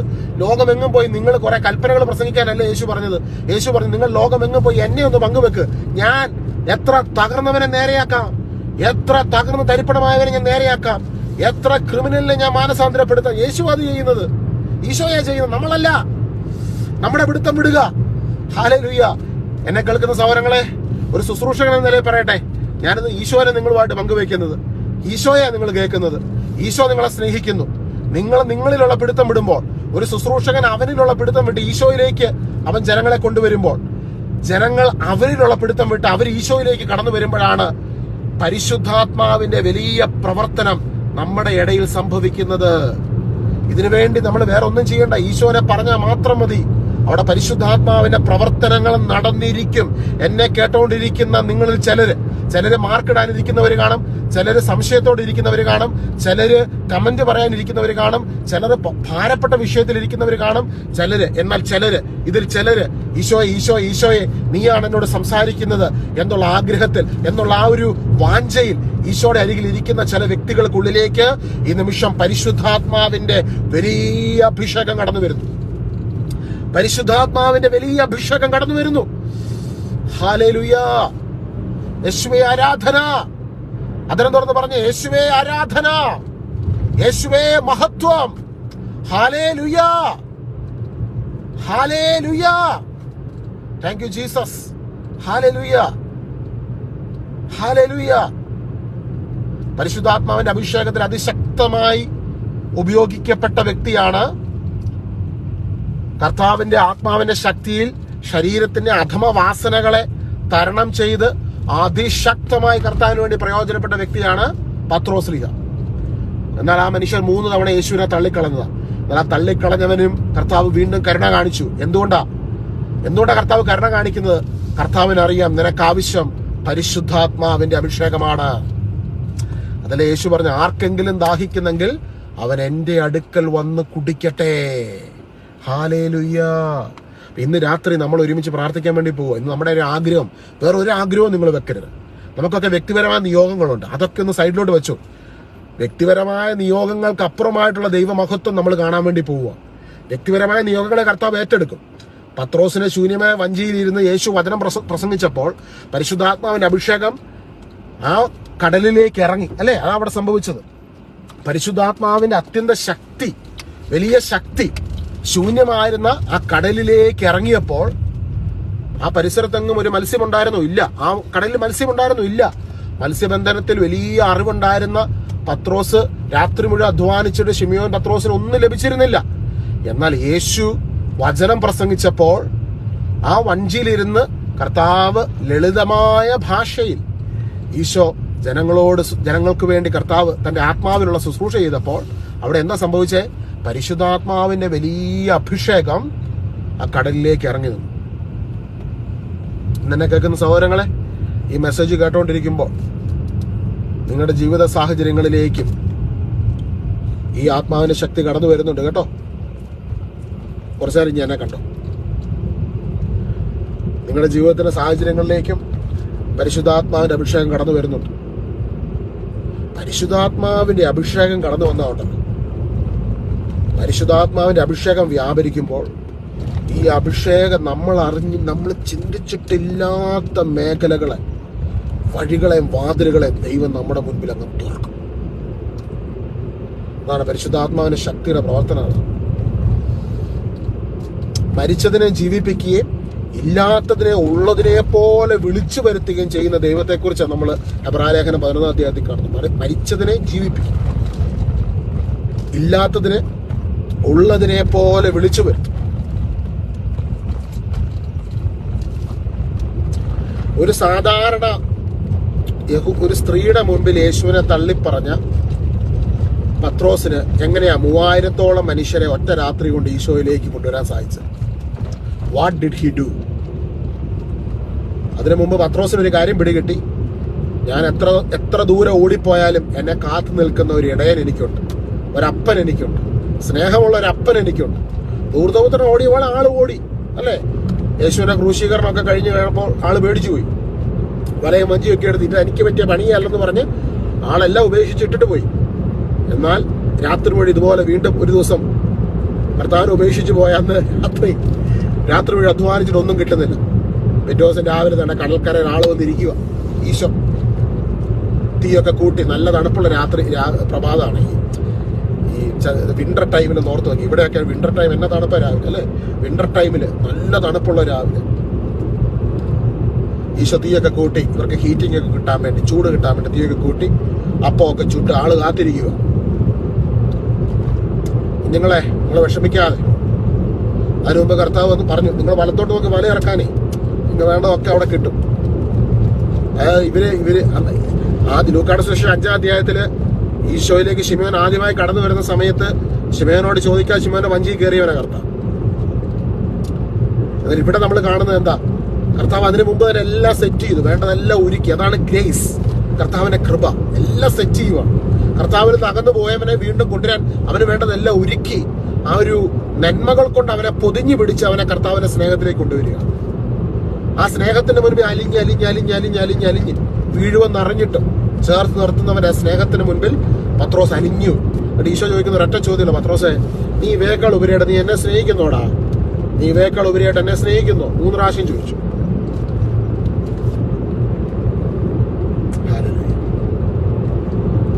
3 തവണ യേശുവിനെ തള്ളിക്കളഞ്ഞ ആളെ തന്നെയാണ് കർത്താവ് സഭയുടെ ലീഡറായിട്ട് നേതൃത്വത്തിലേക്ക് കരം പിടിച്ചു ഉയർന്നു. So never think that church is a place you will see a lot of എന്നാ പറയുന്നത്, കുറവുകളുള്ള മനുഷ്യരുള്ള സ്ഥലമാണ് കേട്ടോ കർത്താവിന്റെ ശരീരമാകുന്ന സ്ഥലം. ഈ കഴിഞ്ഞ ഒന്നാം ലോക മഹായുദ്ധത്തിന്റെ ഒക്കെ ടൈമിൽ ഈ ജ്ഞാനവാദവും പല വാദങ്ങളും ഒക്കെ കയറിക്കൂടിയാണ് ഈ മനുഷ്യര് ഈ പല മതത്തിന്റെ പല സംഭവങ്ങൾ ഇതിനകത്തോട്ട് വരാൻ തുടങ്ങും. അപ്പോഴാണ് ഈ മനുഷ്യർ ഈ എന്താ പറയുന്നത്, എല്ലാം വിട്ട് ഉപേക്ഷിച്ച് മാറി നിൽക്കുന്നതൊക്കെയാണ് വലിയ സംഭവങ്ങളെന്നൊക്കെയുള്ള ഈ ഒരു സിദ്ധാന്തങ്ങളൊക്കെ ക്രൈസ്തവ ലോകത്തേക്ക് വരാൻ തുടങ്ങും. കർത്താവിന്റെ വിശ്വാസം എന്നുള്ളത്, ഈശോയിലുള്ള വിശ്വാസം എന്നുള്ളത് അതൊരു പ്യുവർ വിശ്വാസമാണ്. ഏത് മനുഷ്യനും, ഈ ഭൂമിയിലുള്ള ഏത് മനുഷ്യനും ആക്സസ് ചെയ്തുകൊണ്ട് പരിശുദ്ധാത്മാവിന്റെ അഭിഷേകത്തിൽ നിറയുവാൻ സ്വർഗം വെച്ചിരിക്കുന്ന ഒരു വാതിലാണ്. അത് യേശു പറഞ്ഞു, ആർക്കെങ്കിലും ദാഹിക്കുന്നെങ്കിൽ അവൻ എൻ്റെ അടുക്കൽ വന്ന് കുടിക്കട്ടെ. വിശുദ്ധ ലിഖിതം പ്രസ്താവിക്കുന്നത് പോലെ അവന്റെ ഹൃദയത്തിൽ നിന്ന് ജീവജലത്തിന്റെ അരുവികൾ പുറപ്പെടും. അപ്പോൾ ആർക്കെങ്കിലും, anyone who is thirsty they can come to me and drink from me. ആർക്കെങ്കിലും ദാഹമുണ്ടെങ്കിൽ ഈശോയുടെ അരികിലേക്ക് നമുക്ക് കടന്നു വരാം. ഈശോ ശിഷ്യന്മാരോട് പറഞ്ഞു, നിങ്ങൾ എൻ്റെ പിതാവിന്റെ വാഗ്ദാനമായ പരിശുദ്ധാത്മാവിനെ നിങ്ങൾ സ്വീകരിക്കുന്നത് നിങ്ങൾ കാത്തിരിക്കും. നിങ്ങൾക്ക് ആത്മാവിന്റെ ശക്തി ലഭിക്കുമ്പോൾ നിങ്ങൾ ജെറുസലേമിലും സമരിയായിലും ജൂദയായിലും ലോകത്തിന്റെ അതിർത്തികൾ വരെ എനിക്ക് സാക്ഷികളാകും. ഇപ്പൊ സാക്ഷിയാകുക എന്ന് പറഞ്ഞാൽ അതിനകത്ത് യേശുവിനെ പ്രസംഗിക്കുക, വിശ്വാസത്തിൽ ജീവിക്കുക, വിശുദ്ധിയിൽ ജീവിക്കുക. ഇതിനൊക്കെ വേണ്ട പവർ എവിടുന്നാ വരുന്നത്? പരിശുദ്ധാത്മാവിന്റെ അഭിഷേകത്തിൽ, പരിശുദ്ധാത്മാവിന്റെ ശക്തിയിലൂടെയാണ് ഇതിനു വേണ്ട ആ വലിയ ഗ്രേസ് നമുക്ക് കിട്ടുന്നത്. ഹല്ലേലൂയ. പരിശുദ്ധാത്മാവിന്റെ അഭിഷേകം നമ്മൾ നിറയപ്പെടുമ്പോൾ ആ ഒരു ഗ്രേസ് നമ്മളിലേക്ക് വന്ന് നിറയപ്പെടുകയാണ്.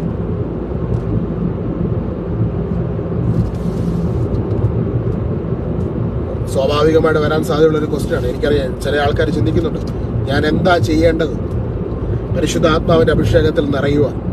നമുക്ക് പലപ്പോഴും ഉണ്ടല്ലോ നമ്മുടെയൊക്കെ മനസ്സിലുള്ള ഒരു കാര്യം, നമ്മുടെ മനസ്സെപ്പോഴും നമ്മൾ എന്തെങ്കിലും ചെയ്ത് കഴിഞ്ഞാലേ ദൈവം എന്തെങ്കിലും നമുക്ക് തരത്തുള്ളൂ എന്നുള്ള ഒരു ചിന്ത നമ്മുടെ ചെറുപ്പം മുതൽ നമ്മൾ റൂട്ടഡാണ്.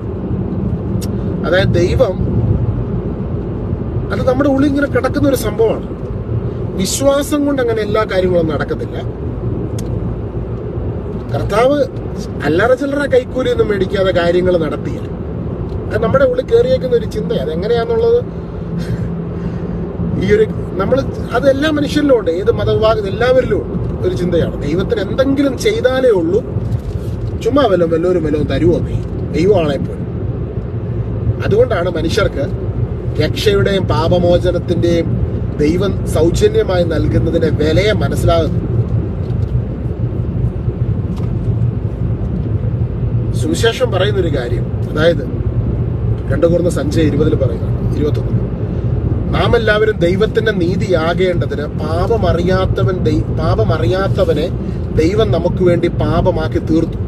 ഇന്ന് നമ്മുടെ ലൈഫിൽ ഒരു വിടുതൽ നടക്കുമ്പോൾ, ഒരു ഡെലിവറൻസ് നടക്കുമ്പോൾ, ഒരു ഉയർച്ച ലഭിക്കുമ്പോൾ, ഒരു അനുഗ്രഹം കിട്ടുമ്പോൾ ഓർത്തോളുക, അതിനുവേണ്ടി വില കൊടുത്ത ഒരാളുണ്ട്. ആ വില കൊടുത്ത നസ്രായനായ അച്ഛന്റെ മകൻ, ആ മകനിലുള്ള വിശ്വാസം മൂലമാണ് നമ്മൾ നീതീകരിക്കപ്പെടുന്നത്. ദൈവം നമ്മളെ നീതീകരിക്കുന്നത് എങ്ങനെയാ? നമ്മുടെ വിശ്വാസത്തിലൂടെ. റോമാലേഖനത്തിന് 5-ാം അധ്യായത്തിന്റെ 1 മുതലുള്ള വാക്യങ്ങൾ നമ്മളത് കാണുന്നു. വിശ്വാസം മൂലം നീതീകരിക്കപ്പെട്ട നമുക്ക് ദൈവവുമായി സമാധാനത്തിലായിരിക്കും. അപ്പൊ നമ്മുടെ നീതീകരണം എങ്ങനെയാ സംഭവിക്കുന്നത്? വിശ്വാസത്തിലൂടെയാണ് നമ്മൾ നീതീകരണം സംഭവിക്കുന്നത്. എന്തിനാണ് ഈ നീതീകരണം നമുക്ക് കിട്ടിയിരിക്കുന്നത്? നമ്മുടെ ഉള്ളിൽ വിശ്വസിക്കുന്ന നമ്മുടെ ഉള്ളിൽ ദൈവാത്മാവിന്റെ അഭിഷേകം നിറയപ്പെടുന്നതിന്. ഇതാണ് ശിഷ്യന്മാരിൽ സംഭവിച്ചത്. യേശുവിന്റെ കുരിശുമരണത്തിന് ശേഷമാണ് പരിശുദ്ധാത്മാവിന്റെ അഭിഷേകം ശിഷ്യന്മാരുടെ ഉള്ളിൽ നിറയപ്പെടുന്നത്, അല്ലേ? അതിനു മുമ്പുണ്ടോ? ഇല്ല. അപ്പൊ കുരിശുമരണം, പരിശുദ്ധ കുർബാന ഒരു സെൻട്രൽ പാർട്ടാണ്. കാരണം എന്താ? നമ്മുടെ നീതീകരണം നമുക്ക് ലഭിക്കുന്നത് കർത്താവിന്റെ കുരിശുമരണത്തിലൂടെയാണ്. ഈശോ കുരിശിൽ ബലിയായി തീർന്നതിലൂടെയാണ് നമ്മൾ നീതീകരിക്കപ്പെടുന്നത്.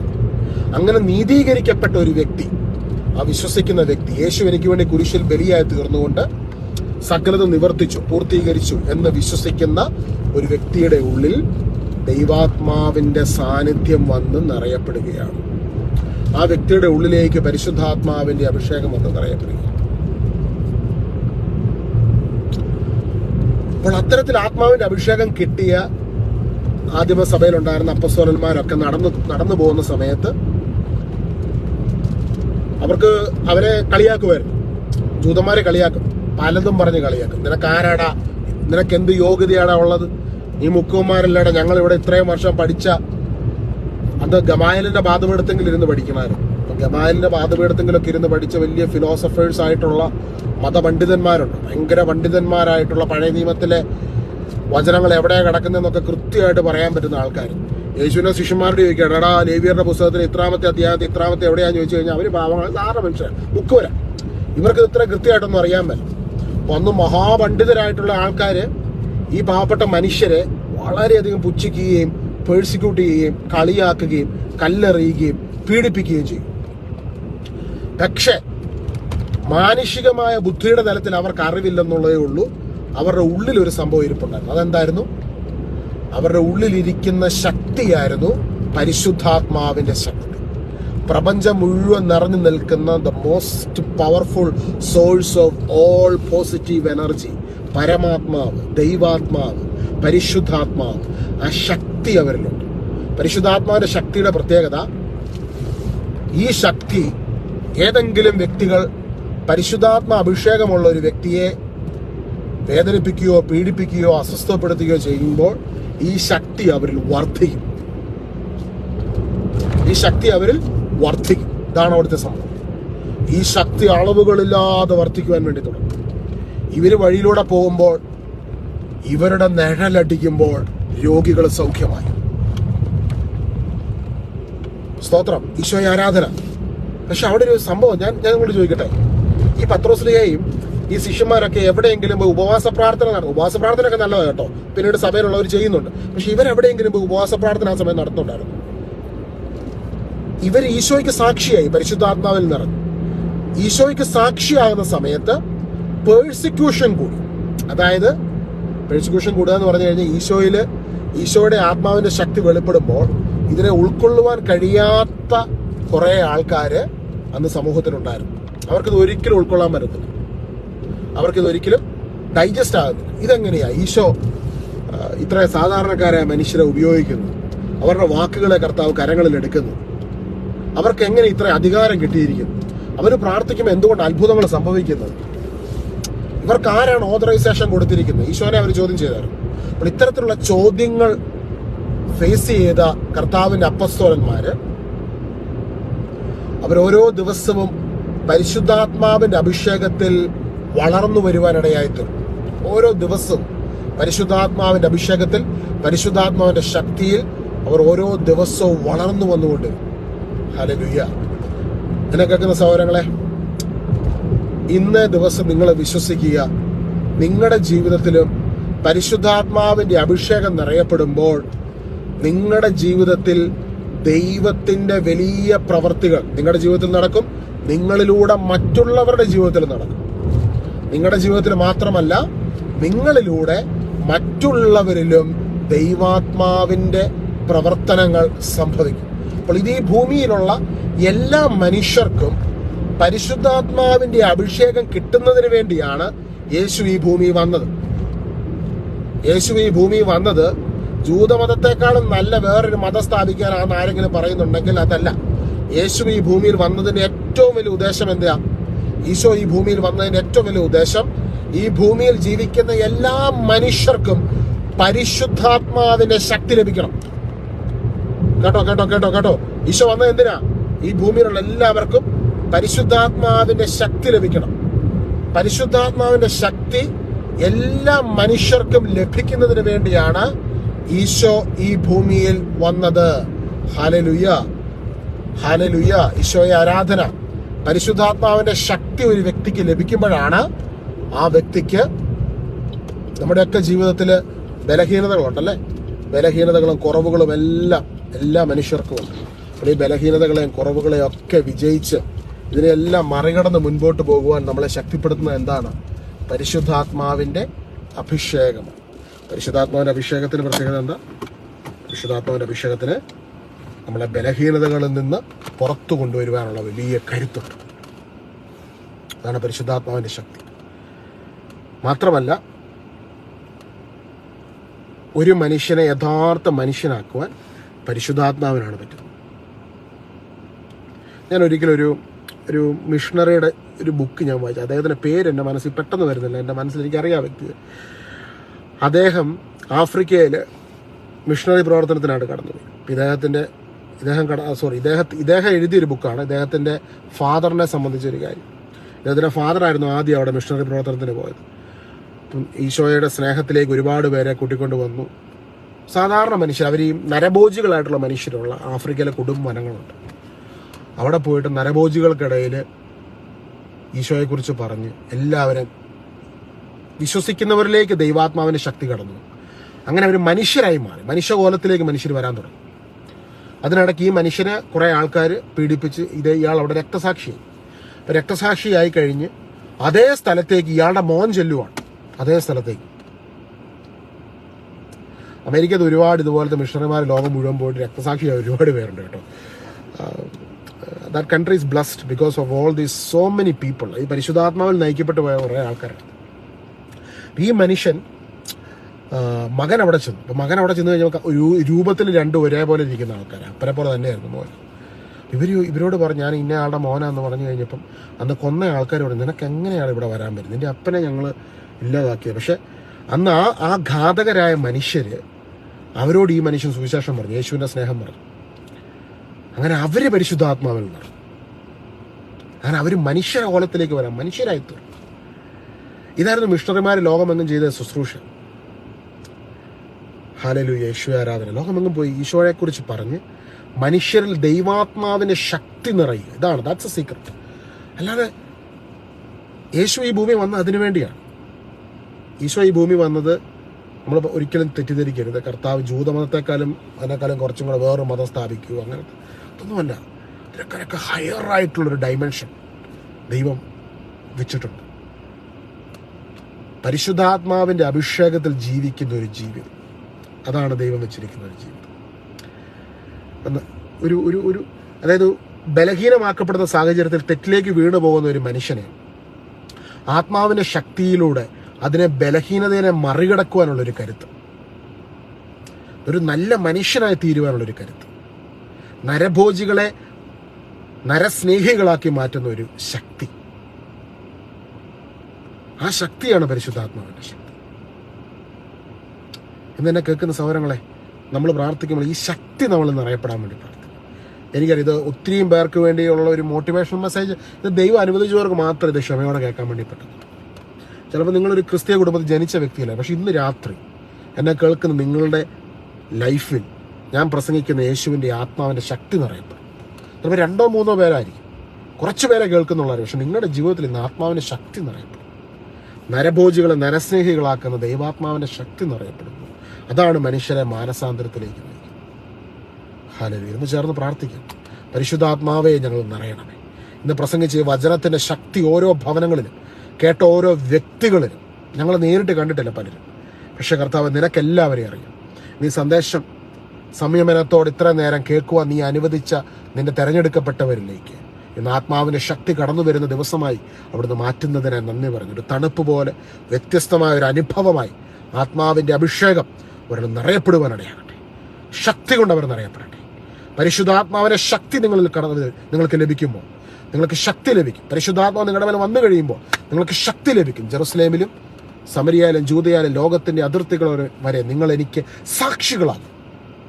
വിശുദ്ധിയിൽ ജീവിക്കുവാൻ, ആത്മാഭിഷേകത്തിൽ ജീവിക്കുവാൻ, അത്ഭുതങ്ങളും അടയാളങ്ങളും വീര്യപ്രവൃത്തികളും നൽകി ഞങ്ങളെ വഴി നടത്തുന്ന ദൈവാത്മാവിൻ്റെ ശക്തി, ആ ശക്തി ഇന്ന് നമ്മുടെ ജീവിതത്തിൽ, ഓരോ വ്യക്തിയുടെ ജീവിതത്തിലും ഇന്ന് വെളിപ്പെടട്ടെ, നിറയപ്പെടുമാറാകട്ടെ. യേശുവേ നന്ദി, യേശുവേ സ്തുതി, യേശുവേ സ്തോത്രം. എല്ലാവരും അധരം തുറന്ന് സ്തുതിച്ചേ. Hallelujah, hallelujah, hallelujah. യേശുവേ ആരാധന, ആരാധന, ആരാധന, ആരാധന, ആരാധന. ഭാഷാവരങ്ങൾ നൽകി ദൈവം ഓരോ വ്യക്തികളെ സ്പർശിക്കുന്നു, അനുഗ്രഹിക്കുന്നു. ദൈവത്തിൻ്റെ വലിയ മഹത്വം നിരവധി വ്യക്തികൾക്കുള്ളിലേക്ക് ഈ നിമിഷം കടന്നു വരും. ഈശോയെ നന്ദി, ഈശോയെ സ്തുതി, ഈശോയെ സ്തോത്രം, ഈശോയെ ആരാധന. ഹല്ലേലൂയ. പല സ്ഥലങ്ങളിലും ഈ നാളുകളിൽ ദൈവം ഓരോ ദർശനങ്ങളൊക്കെ ഓരോരുത്തർക്കും നൽകുമ്പോൾ പറയുന്നൊരു കാര്യമുണ്ട്, ഞാനൊരു അവശിഷ്ട സഭയെ, ഒരു ഗ്രൂപ്പിനെ ഞാൻ എപ്പോഴും ചേർത്ത് വെക്കുമെന്ന് പറയും. അപ്പം പലപ്പോഴും ആൾക്കാർ ചിന്തിക്കുന്ന എന്നറിയോ, പലപ്പോഴും ആൾക്കാർ ഈ ഒരു പാർട്ട് അവർ മനസ്സിലാക്കുന്നില്ല. പരിശുദ്ധാത്മ അഭിഷേകത്തിൽ ജീവിക്കുന്ന ആദിമസഭയിൽ, അതായത് അന്നത്തെ കാലഘട്ടത്തിൽ ഈ ഒരു ആത്മാവിൻ്റെ ശക്തിയിൽ ജീവിച്ച വളരെ സാധാരണക്കാരായ മനുഷ്യരുണ്ട്. അന്ന് അവർക്ക് പുറത്ത് ക്രിസ്ത്യാനിയാണെന്ന് പറയാൻ പോലുമുള്ള ഒരു കോൺഫിഡൻസ് ഇല്ലായിരുന്നു. അവർക്ക് ആകെപ്പാടെ അവർക്കൊരു കോൺഫിഡൻസ് ഉണ്ടായിരുന്നു, യേശു ഞാൻ ദൈവത്തിൻ്റെ മകനാണ്, മകളാണ്. ക്രിസ്ത്യാനിയാണെന്ന് പുറത്ത് പറഞ്ഞു കഴിഞ്ഞാൽ വധിക്കപ്പെടുന്ന ഒരു കാലഘട്ടം ഉണ്ടായിരുന്നു. കാരണം പരിശുദ്ധാത്മാവിന്റെ ശക്തി മനുഷ്യരിൽ നിറയപ്പെടാൻ തുടങ്ങി കഴിഞ്ഞപ്പോൾ യൂറോപ്പിലൊക്കെ ചില രാജ്യങ്ങളിലുള്ള സോൾജേഴ്സിന്റെ ഇടയിൽ ഇത് നിറയപ്പെട്ടപ്പോൾ അവർ യുദ്ധത്തിനൊന്നും, അവരെല്ലാം സംയമനത്തിലേക്കും സ്നേഹത്തിലേക്കും മനുഷ്യർ വരാൻ വേണ്ടി തുടങ്ങി. അങ്ങനെ തുടങ്ങി കഴിഞ്ഞപ്പോൾ അന്നത്തെ രാജാക്കന്മാർക്കൊന്നും ഇഷ്ടപ്പെട്ടില്ല. ഇതെങ്ങനെയാണ്, നമ്മൾ ഇത്രയും നാൾ യുദ്ധങ്ങളിലൂടെയൊക്കെയല്ലേ നിലനിന്ന് പോയിക്കൊണ്ടിരുന്നത്.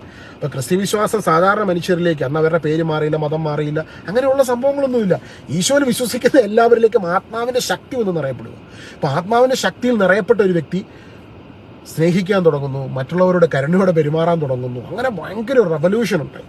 അപ്പം ഇങ്ങനെയുള്ള മനുഷ്യരെ എങ്ങനെ ഒതുക്കണം, മാറ്റി നിർത്തണം എന്നുള്ള ചിന്തയിൽ പല രാജാക്കന്മാരും പല ഐഡിയോളജീസും പല ലീഡേഴ്സും വന്ന് പ്രവർത്തിക്കാൻ വേണ്ടി തുടങ്ങി. അപ്പം അന്ന് ഈശോയിൽ വിശ്വസിക്കുന്ന ഒരു വ്യക്തിയാണെന്ന് പരസ്പരം അറിയണമെങ്കിൽ പോലും ചിലർ കയ്യിലൊക്കെ ചില ഇലയുടെ സൈന്, കോമ്പസിന്റെ സൈൻ, ഇതൊക്കെ ഇട്ട് ആൾക്കാർ ഗ്രീറ്റ് ചെയ്യുമ്പോൾ ഷെയ്ക്കാനൊക്കെ കൊടുക്കുമ്പോഴൊക്കെ പ്രത്യേക ഷെയ്ക്കാനൊക്കെ കൊടുത്താണ് ഈശോയിൽ വിശ്വസിക്കുന്നവരാണ് കേട്ടോ. അങ്ങനെയായിരുന്നു. ഇപ്പം എല്ലാ ബാക്ക്ഗ്രൗണ്ടിൽ പെട്ട ആൾക്കാരും ഉണ്ടായിരുന്നു ഇതിനകത്ത്. അപ്പം അന്നൊന്നും, ഇന്നിപ്പോൾ ആൾക്കാർ ഒന്ന് ഓർത്തു, ഇന്നെല്ലാം വലിയ ലോകത്തിൽ തന്നെ വലിയ സമ്പന്ന മതമായിട്ടൊക്കെ മാറിയേക്കും. അപ്പോൾ ഇന്നത്തെ കാലഘട്ടത്തിൽ സത്യം പറഞ്ഞാൽ അന്നൊക്കെ എന്ന് പറഞ്ഞു കഴിഞ്ഞാൽ പത്രോസ്ലീഹ ജെറുസലേമിലാണ്, പൗലോസ്ലീഹ എഫെസോസിനാണ്, ഈജിപ്തിലുള്ളവരുണ്ട്. അവർ തമ്മിൽ പരസ്പരം കമ്മ്യൂണിക്കേഷൻ പോലും നമ്മളെ പോലെ വാർത്താ മാധ്യമങ്ങളോ ഒന്നും തന്നെ ഇല്ല. ആത്മാവിൽ എല്ലാവരും ഒന്നാണെന്നുള്ളൊരു ബോധ്യം വരും. അതാണ് ഈ അവശിഷ്ട ഭാഗം എന്ന് പറയുന്നത്. ഈ ഒരു തിരിച്ചറിവിലേക്ക് വരുന്ന ഒരു സമൂഹത്തെയാണ് ദൈവം അത് ഉദ്ദേശിക്കുന്നത്, ഈ ഒരു തിരിച്ചറിവിലേക്ക് വരിക. അപ്പം ഇന്ന് ഈ ഒരു ആത്മാവിന്റെ ശക്തി ലഭിച്ച ദൈവത്തിന്റെ മക്കൾ എല്ലാ വിഭാഗങ്ങളിലും ഉണ്ട്. ക്രൈസ്തവ സഭാ വിഭാഗ വ്യത്യാസമന്യേ എല്ലാവരിലും കർത്താവ് ആത്മാവിന്റെ ശക്തിയെ പകർന്നുകൊണ്ടിരിക്കുന്നു. ഇന്ന് നിങ്ങൾ ഈ മെസ്സേജ് കേട്ടുകൊണ്ടിരിക്കുമ്പോൾ ക്രൈസ്തവൻ അങ്ങനെ ഒരു ഗ്രൂപ്പ് പോലും, അതിനപ്പുറമായിട്ട് ഒരു മനുഷ്യൻ ഇത് ഈശോയെക്കുറിച്ച് കേൾക്കുമ്പോൾ ആ വ്യക്തിയിലേക്ക് ആത്മാവിന്റെ ശക്തി കടന്നു വരികയാണ്. അപ്പൊ ഇന്ന് നിങ്ങൾ സ്വർഗത്തിന്റെ മുൻപിൽ ഈശോയിൽ വിശ്വസിക്കുന്ന നിങ്ങൾ ദൈവത്തിന്റെ മകനാ, മകളാ. ഇതാണ് ദൈവം നിങ്ങൾക്ക് നൽകുന്ന ഏറ്റവും വലിയ ഐഡന്റിറ്റി. അപ്പൊ ആദിമസഭയിലും നമ്മുടെയൊക്കെ പണ്ടുള്ള മനുഷ്യര് ഈ ജീവിതം ജീവിച്ച, അതായത് ക്രിസ്തുവിന്റെ ആത്മാവിന്റെ ശക്തിയിൽ ജീവിച്ച ഒരു വലിയ സമൂഹം ഉണ്ടായിരുന്നു. ഹല്ലേലൂയ. ഞാനിതൊന്നും പറയാനൊന്നും ഉദ്ദേശിച്ച ഒരു കാര്യമല്ല, പക്ഷെ ഇന്ന് ദൈവം ഇത് എന്നെ കൊണ്ട് പറയിപ്പിച്ച കേട്ടോ. ചില സന്ദേശങ്ങൾ, നമ്മുടെ ഉള്ളിൽ കിടക്കുന്ന ചില സന്ദേശങ്ങൾ, അത് ദൈവം തന്നെ ചില സമയത്ത് പുറത്തു കൊണ്ടുവരും. ചില സമയത്ത് നമുക്കത് ചില നിയോഗങ്ങൾക്ക് മേലെ ദൈവത്തെ പറയാൻ അനുവദിക്കത്തുള്ളൂ. ചിലപ്പോൾ എന്നെ കേൾക്കുന്ന നിങ്ങൾ ചിലർ ഒരുപാട് ദൈവത്തെ അന്വേഷിക്കുകയും പ്രാർത്ഥിക്കുകയും ചെയ്യുന്ന ചില വ്യക്തികൾ എന്നെ കേൾക്കുന്നുണ്ടായിരിക്കും. നിങ്ങളിത് തിരിച്ചറിയണം, ദൈവം ആഗ്രഹിക്കുന്നു. ചിലപ്പോൾ നിങ്ങൾക്ക് ചിലപ്പം അക്രൈസ്തവരായ ഒരു വ്യക്തിയായിരിക്കും, നിങ്ങൾ ചിലപ്പോൾ ചില പള്ളികളിലൊക്കെ ചെല്ലുമ്പോൾ നിങ്ങൾക്ക് പരിഗണന കിട്ടാതിരിക്കുകയോ മാറ്റി നിർത്തുകയോ ഒക്കെ ചെയ്യുന്നുണ്ടായിരിക്കും. പക്ഷേ അതൊക്കെ ഈ കാലഘട്ടത്തിൽ സംഭവിച്ചു പോയ അപജയങ്ങളാണ്. അതൊന്നും നിങ്ങൾ പരിഗണിക്കുകയോ വേണ്ട, അതൊന്നും നിങ്ങൾ ചിന്തിക്കുകയോ വേണ്ട. ഇന്ന് ലോകത്തിലുള്ള സമ്പന്ന മതമായ ക്രിസ്തു മതത്തിന്റെ ആ ഒരു ഫാക്ടറിൽ നിന്നല്ല ഞാൻ പറയുന്നത്. ലോക ചരിത്രത്തിലെ ഏറ്റവും സാധാരണക്കാരായ മനുഷ്യര് ജീവിച്ച, അവരാത്മാവിന്റെ അഭിഷേകത്തിൽ നിറയപ്പെട്ട സാധാരണക്കാരുടെ ഈശോയുടെ സുവിശേഷമാണിത്. ഇത് ഏറ്റവും സാധാരണക്കാരനും റീച്ച് ഔട്ട് ചെയ്യാം, ഏത് മനുഷ്യനും അവൈലബിൾ ആണ്. ഞാൻ നിങ്ങളെ നോക്കി പറയട്ടെ, എന്നെ കേൾക്കാൻ നിങ്ങൾ എൻ്റെ ചില സഹോദരങ്ങളെ നിങ്ങൾ പ്രാർത്ഥിക്കുമ്പോൾ അത്ഭുതങ്ങൾ യേശു ചെയ്യും. നിങ്ങൾ ചിലപ്പം ക്രൈസ്തവ നാമധാരി അല്ലായിരിക്കും. ഞാൻ ഇന്നലെ ഒരു കാര്യം പറഞ്ഞത്, അത് പലർക്കും ഉൾക്കൊള്ളാൻ കഴിയുന്നതിന് അപ്പുറമായ ഒരു കാര്യമായിരുന്നു. എന്നാൽ അത് തന്നെ സംഭവിക്കും. വരും നാളുകളിൽ ഭാരതഭൂമിയിൽ, ഇന്ത്യയിൽ സാധാരണക്കാരായ അക്രൈസ്തവ കുടുംബങ്ങളിൽ ജനിച്ച സഹോദരങ്ങളായിരിക്കും ഈശോയുടെ നാമം പ്രസംഗിക്കുമ്പോൾ പരിശുദ്ധാത്മ ശക്തിയിൽ ജനങ്ങൾ നിറയപ്പെടുന്നതും വലിയ മാനസാന്തരങ്ങളും അത്ഭുതങ്ങളും അടയാളങ്ങളും ദൈവം ചെയ്യുന്നതും നമ്മൾ കാണാൻ വേണ്ടി പോകുന്നത്. അവരിലൂടെ ദൈവം പ്രവർത്തിക്കുന്നത് കണ്ടിട്ട് 10-20 വർഷം ജൂതവൽക്കരണം നടന്ന കരിസ്മാറ്റിക് പ്രസ്ഥാനങ്ങളിലൂടെ കേരളത്തിൽ കർത്താവ് ആഗ്രഹിച്ച ആത്മാവിന്റെ ശക്തി വെളിപ്പെടുന്നതിനേക്കാളും പഴയ നിയമത്തിലേക്ക് പലരും പോയി. അപ്പം എല്ലാവരും ഓർക്കുന്നത് എന്താണെന്നറിയോ? പലർക്കും ഒരു ചിന്തയുണ്ട്, അതായത് ചിലവരൊക്കെ ഈ ഈശോയിൽ വിശ്വസിച്ച് പുതുതായിട്ട് വരുന്ന ആൾക്കാരൊക്കെ ചിലർ പുച്ഛത്തിലൊക്കെ കാണും. കാരണം ചിലവർക്ക് ചില ചിന്തയുണ്ട്, അവരുടെ കഷത്തിലാണ് ഈശോ ഇരിക്കുന്നത്. ഒരിക്കലുമല്ല, ആരുടെയും കഷത്തിലല്ല ഈശോ ഇരിക്കുന്നത്. വിശ്വസിക്കുന്നവൻ്റെ ഉള്ളിലാണ് ഈശോ ഇരിക്കുന്നത്. ഈശോ ഇരിക്കുന്നത് ചിലപ്പം ചില പെന്തക്കോസ് മാസ്റ്റർമാർ പറയും അവരുടെ കഷത്തിന്റെ കീഴില്ല. ചില പള്ളിലച്ചന്മാർ പറയും അവർക്ക് ഓതറൈസേഷൻ അവരുടെ കഷത്തിന്റെ കീഴില്ല. ചില കന്യാസ്ത്രീകൾ പറയും അവർക്ക് ഓതറൈസേഷൻ അവരുടെ കഷത്തിന്റെ കീഴില്ല. ഒന്നുമല്ല. സുവിശേഷം വിശ്വസിക്കുന്നവന്റെ ഉള്ളിൽ ഈശോ ഇരിപ്പുണ്ട്. ഈശോ എല്ലാവരുടെ ഉള്ളിലുണ്ട്. എന്നാൽ ഈശോ എനിക്ക് വേണ്ടി കുരിശിൽ ബലിയായി തീർന്നു എന്ന് വിശ്വസിക്കുന്നവന്റെ ആത്മാവിൽ പരിശുദ്ധാത്മാവിന്റെ ശക്തി ഒന്നും അറിയപ്പെടും.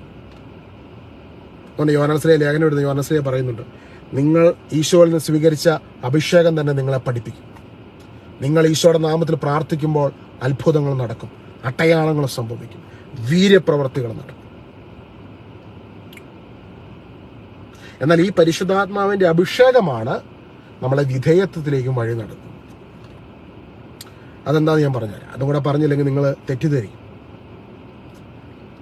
അവസാനം വരെ കാത്തിരിക്കുന്നവർ അതും കൂടെ കേട്ടിട്ട് വേണം നിങ്ങൾ ഇന്ന് ലൈവിൽ നിന്ന് പോകാൻ. അതായത് ഈശോയെ ജൂതമത പുരോഹിതരും ജൂതന്മാരും ഒരുപാട് പെർസിക്യൂട്ട് ചെയ്തായിരുന്നു. ഒരുപാട് പലതരത്തിൽ അവരെ അസ്വസ്ഥപ്പെടുത്തിയായിരുന്നു. പക്ഷേ അവിടെ നമ്മൾ കാണുന്ന ഒരു കാര്യം എന്താണെന്ന് വെച്ച് കഴിഞ്ഞാൽ ഈശോ വിധേയത്വത്തോടെ, അതായത് ഒരിക്കലും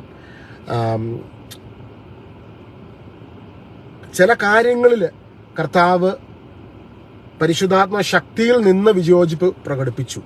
പക്ഷെ ഒരിക്കലും അവരോടുള്ള കർത്താവിനുള്ള ആ സ്നേഹം കർത്താവ് കുറഞ്ഞു പോയിട്ടില്ല. ആ സ്നേഹം എന്നും ഉള്ളിലുണ്ടായിരുന്നു. അത് അപ്പസ്തോലന്മാരുടെ ജീവിതത്തിൻ്റെ ഉള്ളിലുണ്ടായിരുന്നു. ഒരിക്കലും അവരെ പീഡിപ്പിക്കുന്ന ജൂതന്മാരോടും റോമക്കാരോടും ഒക്കെ അവരോട് ഒരു വലിയ സ്നേഹമാണ് ഉള്ളിൽ. അത് പുള്ളിയിൽ നിന്ന് പോകുന്നില്ല. ഞാൻ പറഞ്ഞു മനസ്സിലാകുന്നു. ചിലപ്പോൾ നിങ്ങൾ ഈശോയിൽ വിശ്വസിക്കുന്നു എന്ന പേരിൽ ചിലപ്പോൾ ആരെങ്കിലും നിങ്ങൾ ഒറ്റപ്പെടുന്നുണ്ടെങ്കിൽ പരിശുദ്ധാത്മാവ് നമ്മളിൽ പ്രവർത്തിക്കുമ്പോൾ അവരോടുള്ള സ്നേഹവും നമ്മുടെ ഉള്ളിൽ നിന്ന് അറിയപ്പെടും. നിങ്ങളുടെ ഇടവകയോടുള്ള സ്നേഹവും ഉള്ളിൽ നിന്ന് അറിയപ്പെടും. ഇപ്പോൾ നിങ്ങളൊരു ജാക്കോബിറ്റ് ആകാം, സീറോ മലബാർ ആകാം, മലങ്കരിയാകാം, ലത്തീനാകാം, അവരെ എതിർക്കുമല്ല, അവരോടുള്ള സ്നേഹം എന്നറിയപ്പെടുക. പലപ്പോഴും ഈ കാലഘട്ടത്തിൽ മനുഷ്യരെന്നാണെന്നറിയോ, വചനമൊക്കെ അവിടുന്ന് ഇവിടുന്നൊക്കെ മനസ്സിലാക്കിയിട്ട് അവർ സ്വന്തം ജനിച്ചു വളർന്ന സമൂഹത്തെ ശരിക്കും അങ്ങ് മാറ്റി നിർത്തി അതിനെ അങ്ങ് മോശമാക്കി കണ്ടുകൊണ്ട് വേറൊരു സംഭവമാണെന്നൊക്കെ പറഞ്ഞ് വേറൊരു സംഭവത്തിലേക്കൊക്കെ പോകും. പക്ഷേ ഈശോയുടെ ജീവിതത്തിലേക്ക്, ശിഷ്യന്മാരുടെ ജീവിതത്തിലേക്ക് നോക്കിയാൽ അവരെ ഒത്തിരി ഇവർ വിഷമിപ്പിച്ചിട്ടുണ്ട്. പക്ഷെ അവരോടെല്ലാം സ്നേഹമായിരുന്നു. അപ്പോൾ പരിശുദ്ധാത്മാവിന്റെ ശക്തി ഉള്ളിൽ വന്നു കഴിയുമ്പോൾ ഇന്ന് നമ്മുടെയൊക്കെ ചുറ്റുമുള്ള സമൂഹം, നിങ്ങൾ ഏത് ബാക്ക്ഗ്രൗണ്ട്, ഏത് ഡിനോമിനേഷനിൽ പെട്ട വ്യക്തിയാണ്, കാത്തലിക് ആകാം, പ്രൊട്ടസ്റ്റന്റ് ആകാം, ജാക്കോബിറ്റ് ആകാം, ഓർത്തഡോക്സ് ആകാം, നമ്മൾ എതിർക്കുമല്ല. ആത്മാവിന്റെ ശക്തി നമ്മളിൽ ലഭിക്കുമ്പോൾ നമ്മുടെ ആഗ്രഹം എന്താ? നമ്മുടെ ഇടവകയിലും നമ്മുടെ സമൂഹത്തിലും ഇതേ ആത്മാവിന്റെ അഭിഷേകം നിറയപ്പെടണം. ഹല്ലേലൂയ. അതാണ് നമ്മുടെ ആഗ്രഹം. ഇത് മാത്രമായിരിക്കട്ടെ നമ്മുടെ ആഗ്രഹം. നമ്മുടെ പള്ളിയിൽ, നമ്മുടെ ചുറ്റുമുള്ളവരുടെ ഇടയിൽ, നമ്മുടെ നാട്ടുകാർ മുഴുവനും എൻ്റെ ഇടവകയിലൂടെ എൻ്റെ രാജ്യം, എൻ്റെ ദേശം മുഴുവനും ഈശോയിലേക്ക് വരണം നമുക്ക് ആഗ്രഹിക്കും. ഇതായിരിക്കട്ടെ നമ്മുടെ ആഗ്രഹം. ഇതാണ് നമ്മുടെ സ്വപ്നം. പരിശുദ്ധാത്മാവിന്റെ അഭിഷേകം കിട്ടിക്കഴിയുമ്പോൾ ചിലപ്പോൾ നിങ്ങളുടെ ചുറ്റുമുള്ളവർ നിങ്ങളെ വിഷമിപ്പിക്കുന്നൊക്കെ ഉണ്ടായിരിക്കും. പക്ഷേ ഈ അഭിഷേകം നമ്മളെ സ്നേഹിക്കാൻ പഠിപ്പിക്കുകയാണ്. അതുകൊണ്ട് പൗലോസ്ലീഹ ഗലാത്യ ലേഖനം എഴുതുമ്പോൾ 5-ാം അധ്യായത്തിൽ പൗലോസ്ലീഹ പറയുന്നുണ്ട്, ആത്മാവിന്റെ ഫലം എന്താ? സ്നേഹം, ആനന്ദം, ക്ഷമ, ദയ, ആത്മസംയമനം. ഇതൊക്കെയാണ് ആത്മാവിന്റെ ഫലങ്ങൾ. അപ്പോൾ ഈ ഫലങ്ങളിൽ പരിശുദ്ധാത്മാവ് നമ്മളെ നിറയ്ക്കുക. ഇത് നമ്മൾ സ്ട്രൈവ് ചെയ്ത് കിട്ടുമല്ല. ഈശോയായിട്ടുള്ള റിലേഷൻഷിപ്പിൽ നമ്മളായിരിക്കുമ്പോൾ ഈ ആത്മാവിന്റെ ശക്തി നമ്മളിൽ വന്ന് നിറയപ്പെടുക. അപ്പോൾ നമ്മുടെയൊക്കെ സമൂഹത്തിൽ ഒരു യൂണിറ്റി വരണമെങ്കിൽ നമ്മൾ പ്രാർത്ഥിക്കേണ്ടത് ഈ ഒറ്റ കാര്യം, പരിശുദ്ധാത്മാവിന്റെ അഭിഷേകം നമ്മളിൽ നിറയപ്പെടുക. പരിശുദ്ധാത്മാവിന്റെ അഭിഷേകം നിറയപ്പെടണമെങ്കിൽ ഈശോ പ്രസംഗിക്കപ്പെടണം, വേറെ ഒന്നും വേണ്ട. നമ്മൾ ഈശോയുടെ സ്നേഹത്തെക്കുറിച്ചും കരുണയെക്കുറിച്ചും ധൂർത്തുപുത്രന്റെ കാര്യമൊക്കെ കേട്ടപ്പോൾ നിങ്ങൾ കുറച്ചു പേർക്കെങ്കിലും കർത്താവിന്റെ ആത്മാവിന്റെ ഒരു സമാശ്വാസം ഫീൽ ചെയ്തില്ലേ? ആ സമാശ്വാസം കിട്ടണമെങ്കിൽ യേശുവിനെ പ്രസംഗിക്കണം. കൽപ്പനകൾ പ്രസംഗിക്കുമ്പോൾ പഴയ നിയമത്തിന്റെ അരൂപി വരും. യേശു പ്രസംഗിക്കുമ്പോൾ പുതിയ നിയമത്തിന്റെ അരൂപി വരും. പുതിയ നിയമത്തിന്റെ അരൂപിയാണ് പുത്രസ്വീകാര്യത്തിന്റെ ആത്മാവ്, ദൈവത്തിന്റെ ആത്മാവ്. മക്കളെന്നുള്ള ആ ഒരു പദവി നമുക്ക് നൽകുന്ന ഈശോയുടെ കുരിശുമരണത്തിലൂടെ ആ ഒരു പദവിയിൽ നിന്നുള്ള ആ ദൈവാത്മാവിന്റെ മഹത്വം നമ്മളിൽ നിറയപ്പെടുകയും അങ്ങനെ ആ ദൈവാത്മാവിന്റെ മഹത്വത്തിലൂടെ നമ്മുടെ ജീവിതം പാടെ മാറി മറയുകയാണ്. പുതിയൊരു ജീവിതത്തിലേക്ക് നമ്മൾ പ്രവേശിക്കുക. ഇങ്ങനെ ഒന്ന് പ്രാർത്ഥിച്ച എൻ്റെ ഈശോ, എൻ്റെ ജീവിതത്തെ ഞാൻ അങ്ങയുടെ കരങ്ങളിലേക്ക് സമർപ്പിക്കുന്നു. ഒരു പുതിയ ജീവിതശൈലിയിലേക്ക് ഞാൻ എന്നെ തന്നെ സമർപ്പിക്കുന്നു. പരിശുദ്ധാത്മാവിനെ വിധേയപ്പെട്ടുകൊണ്ട് ജീവിക്കുവാനുള്ള കൃപ എനിക്ക് നൽകണം. 2 കൊരിന്ത്യർ 5:17 കാണുന്നു, ഒരുവൻ ക്രിസ്തുവിലായാൽ ആ വ്യക്തി പുതിയ സൃഷ്ടിയത്ര. ഇന്നു മുതൽ ആ പുതിയ സൃഷ്ടിയുടെ അനുഭവത്തിൽ സഭയോട് ചേർന്ന് പരിശുദ്ധാത്മ അഭിഷേകത്തിൽ നിറഞ്ഞ് ജീവിക്കുവാനുള്ള വലിയ കൃപ അവിടെ നൽകണമേ എന്ന് പ്രാർത്ഥിക്കുന്നു. ഓരോ മക്കളിലും ആത്മാവിന്റെ അഭിഷേകം വെളിപ്പെടുന്ന നിമിഷം കർത്താവെ, മനസ്സിലെ വേദനകളെ അവിടെ നിന്ന് അറിയുന്നില്ല, കണ്ണുനീര് അവിടെ നിന്ന് ഒപ്പിയെടുക്കുന്നതിന് നന്ദി. സമാശ്വാസം കൊണ്ട് അവിടുന്ന് ഓരോ മക്കളെയും അനുഗ്രഹിക്കുന്നതിന് നന്ദി പറയുന്നു. എല്ലാ പ്രാർത്ഥനാ റിക്വസ്റ്റുകളെയും ഈശോയുടെ കരങ്ങളിലേക്ക് സമർപ്പിച്ചുകൊണ്ട് പ്രത്യേകമായി ഓരോ മക്കൾക്ക് വേണ്ടി നിമിഷം പ്രാർത്ഥിക്കുന്നു. ഓരോ മക്കളെയും പിതാവേ, അവിടുത്തെ സ്നേഹത്തിന്, പുത്രനായ ഈശോയെ അവിടുത്തെ കൃപയാൽ, പരിശുദ്ധാത്മാവെ വിട്ടുപിരിയാത്ത സംബന്ധത്തിന്, സഹവാസത്തിന് പൊതിഞ്ഞു പിടിക്കുമാറാകണം, അനുഗ്രഹിക്കുമാറാകണം ഈശോയുടെ നാമത്തിൽ തന്നെ. ആമേൻ, ആമേൻ, Ave Maria. God bless U. നിങ്ങൾ ഏത് സഭാവിഭാഗ വ്യത്യാസമെന്നീ നിങ്ങളെല്ലാവരും ഈശോ സ്നേഹിക്കുന്നു, ഈശോ തൊടുന്നു, ഈശോ അറിയുന്നു. നമ്മളെക്കുറിച്ച് ദൈവത്തിനൊരു പദ്ധതിയുണ്ട്. എന്താണെന്നറിയോ ആ പദ്ധതി?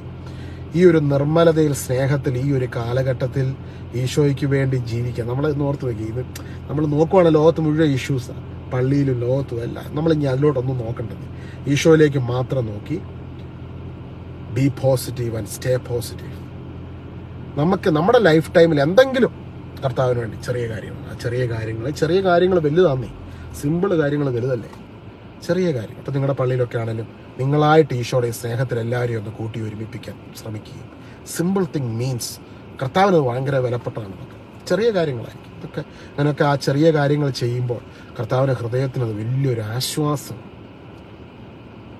ഒന്നാമതായിട്ട് ഞാൻ ഇന്ന് ഈ പറഞ്ഞ മെസ്സേജുകളൊക്കെ ഒത്തിരി ആൾക്കാർ പ്രീച്ച് ചെയ്യണം, നിങ്ങളും പ്രീച്ച് ചെയ്യണം. ഇന്ന് കേരളത്തിൽ വിരളിൽ എണ്ണാവുന്ന ആൾക്കാർ ഇതൊക്കെ പറയുന്നുണ്ട്. അതെല്ലാവരും പ്രീച്ച് ചെയ്യണം. ഇത് സഭയ്ക്കുള്ളിൽ പ്രീച്ച് ചെയ്യണം. ആൾക്കാരിത് കേൾക്കണം, അറിയണം. എങ്കിലുള്ള ആത്മാവിൻ്റെ അഭിഷേകം ലഭിക്കുകയും ആത്മാവിൻ്റെ അഭിഷേകത്തിലുള്ളൊരു ജീവിതം ഉണ്ടെന്ന് എല്ലാവരും മനസ്സിലാക്കുകയുള്ളൂ. ഞാനിത് പറയുമ്പോഴും നിങ്ങൾക്ക് ലോക ചരിത്രം പരിശോധിക്കുക. ഇതിനകത്തൊക്കെ ഇതൊക്കെ നെറ്റിപ്പോയിട്ടാണെങ്കിലും ഇതിൻ്റെയൊക്കെ ഹിസ്റ്ററി നോക്കുമ്പോൾ കാര്യങ്ങളെല്ലാം അവിടെ കിടപ്പുണ്ട്. പല ഭാഗങ്ങൾ, പല ബുക്സുകളിലൊക്കെ ഇതൊക്കെ രേഖപ്പെടുത്തിയിട്ടുണ്ട്. അൾട്ടിമേറ്റ്ലി പരിശുദ്ധാത്മാവിൻ്റെ അഭിഷേകത്തിലുള്ള ഒരു ജീവിതമാണ് ദൈവം ആഗ്രഹിക്കുന്നത്. ഞാൻ പറഞ്ഞല്ലോ, നരഭോജികളെ നരസ്നേഹികളാക്കുന്ന ആത്മാവിൻ്റെ ശക്തി. ഇതായിരുന്നു മിഷണറിമാരുടെ ശുശ്രൂഷയിൽ സംഭവിക്കുന്നത്. അവർ ലോകമെങ്ങും പോയി കഠിന ഹൃദയരായ മനുഷ്യർക്കിടയിൽ യേശുവിനെക്കുറിച്ച് പറഞ്ഞ് അവരെ മനുഷ്യസ്നേഹികളാക്കി മാറ്റുമായിരുന്നു. അവരുടെ ഉള്ളിൽ ആത്മാവിൻ്റെ ശക്തി നിറയപ്പെട്ടു. അതേ ആത്മാവിൻ്റെ അഭിഷേകം, ആ ആത്മാവിൻ്റെ അഭിഷേകത്തിൻ്റെ നിറവ് നമ്മുടെ ജീവിതത്തിൽ ഉണ്ടായിരിക്കുമാറാകട്ടെ. ആമേൻ. ഈശോ മിശിഹായ്ക്ക് സ്തുതിയായിരിക്കട്ടെ. ഇത്രയും നേരം ലൈവിൽ ജോയിൻ ചെയ്തതിൽ ഒത്തിരി നന്ദി പറയുന്നു. നിങ്ങൾക്കിത് എന്തെങ്കിലും ഒരു കാര്യം പ്രയോജനം ഉണ്ടാകുമെന്ന് ഞാൻ വിശ്വസിക്കുന്നു. ഞങ്ങൾക്ക് വേണ്ടി പ്രത്യേകം പ്രാർത്ഥിക്കണം. ഒരുപാട് പ്രതികൂലത്തിന് നടുവിൽ നിന്നാണ് ഈ സന്ദേശങ്ങളൊക്കെ പലപ്പോഴും പറയുന്നത്. ഒരു ക്രിസ്ത്യാനിറ്റിയുടെ കോർ എലമെൻ്റ് ആയിട്ടുള്ള പല മെസ്സേജുകളും പറയും. നമ്മൾ ഒരിക്കലും നിങ്ങൾ ചിന്തിക്കരുത്, ഞാൻ ഈ ഓരോ വീഡിയോസ് ഇറക്കുമ്പോഴും ഒത്തിരി എതിർപ്പുകൾ പല ഭാഗത്തുനിന്നുണ്ട്. അതിന് നടുവിൽ നിന്ന് അങ്ങനെയേ പറയാൻ പറ്റത്തുള്ളൂ കേട്ടോ. അതൊരു ഫാക്റ്റാണ്. ഈശോയെക്കുറിച്ചുള്ള ഒരു സന്ദേശം ഈശോയിൽ നിന്നാണെങ്കിൽ അതിനകത്ത് എതിർപ്പുകളുണ്ടാകും, ചീത്തവിളികളുണ്ടാകും, തെറിവിളികളുണ്ടാകും, പല പ്രതിസന്ധികളും പല വിഭാഗത്ത് പല സ്ഥലത്തുനിന്നും ഉണ്ടാകും. അപ്പം അതിൻ്റെ നടുവിൽ നിന്നുകൊണ്ടാണ് ഈ സന്ദേശങ്ങളൊക്കെ പങ്കുവെച്ചുകൊണ്ടിരിക്കുന്നത്. നിങ്ങൾ തുടർന്നും പ്രാർത്ഥിക്കണം. കർത്താവ് ഇനിയും നമ്മളിലൂടെ നമുക്ക് വേണ്ടി നമ്മുടെ നടുവിൽ പ്രവർത്തിക്കും. കൂടുതൽ കാര്യങ്ങൾ ഈശോയ്ക്ക് വേണ്ടി നമ്മുടെ ലൈഫ് ടൈമിൽ ചെയ്യുവാൻ ദൈവം നമ്മളെ ഓരോരുത്തരും ഉപയോഗിക്കുമാറാകട്ടെ. നമുക്ക് പരസ്പരം പ്രാർത്ഥിക്കാം. കർത്താവിൻ്റെ കൃപയും സമാധാനവും നമ്മളെല്ലാവരെയും പൊതിഞ്ഞു പിടിക്കപ്പെടുമാറാകട്ടെ. God bless you. ആമേൻ.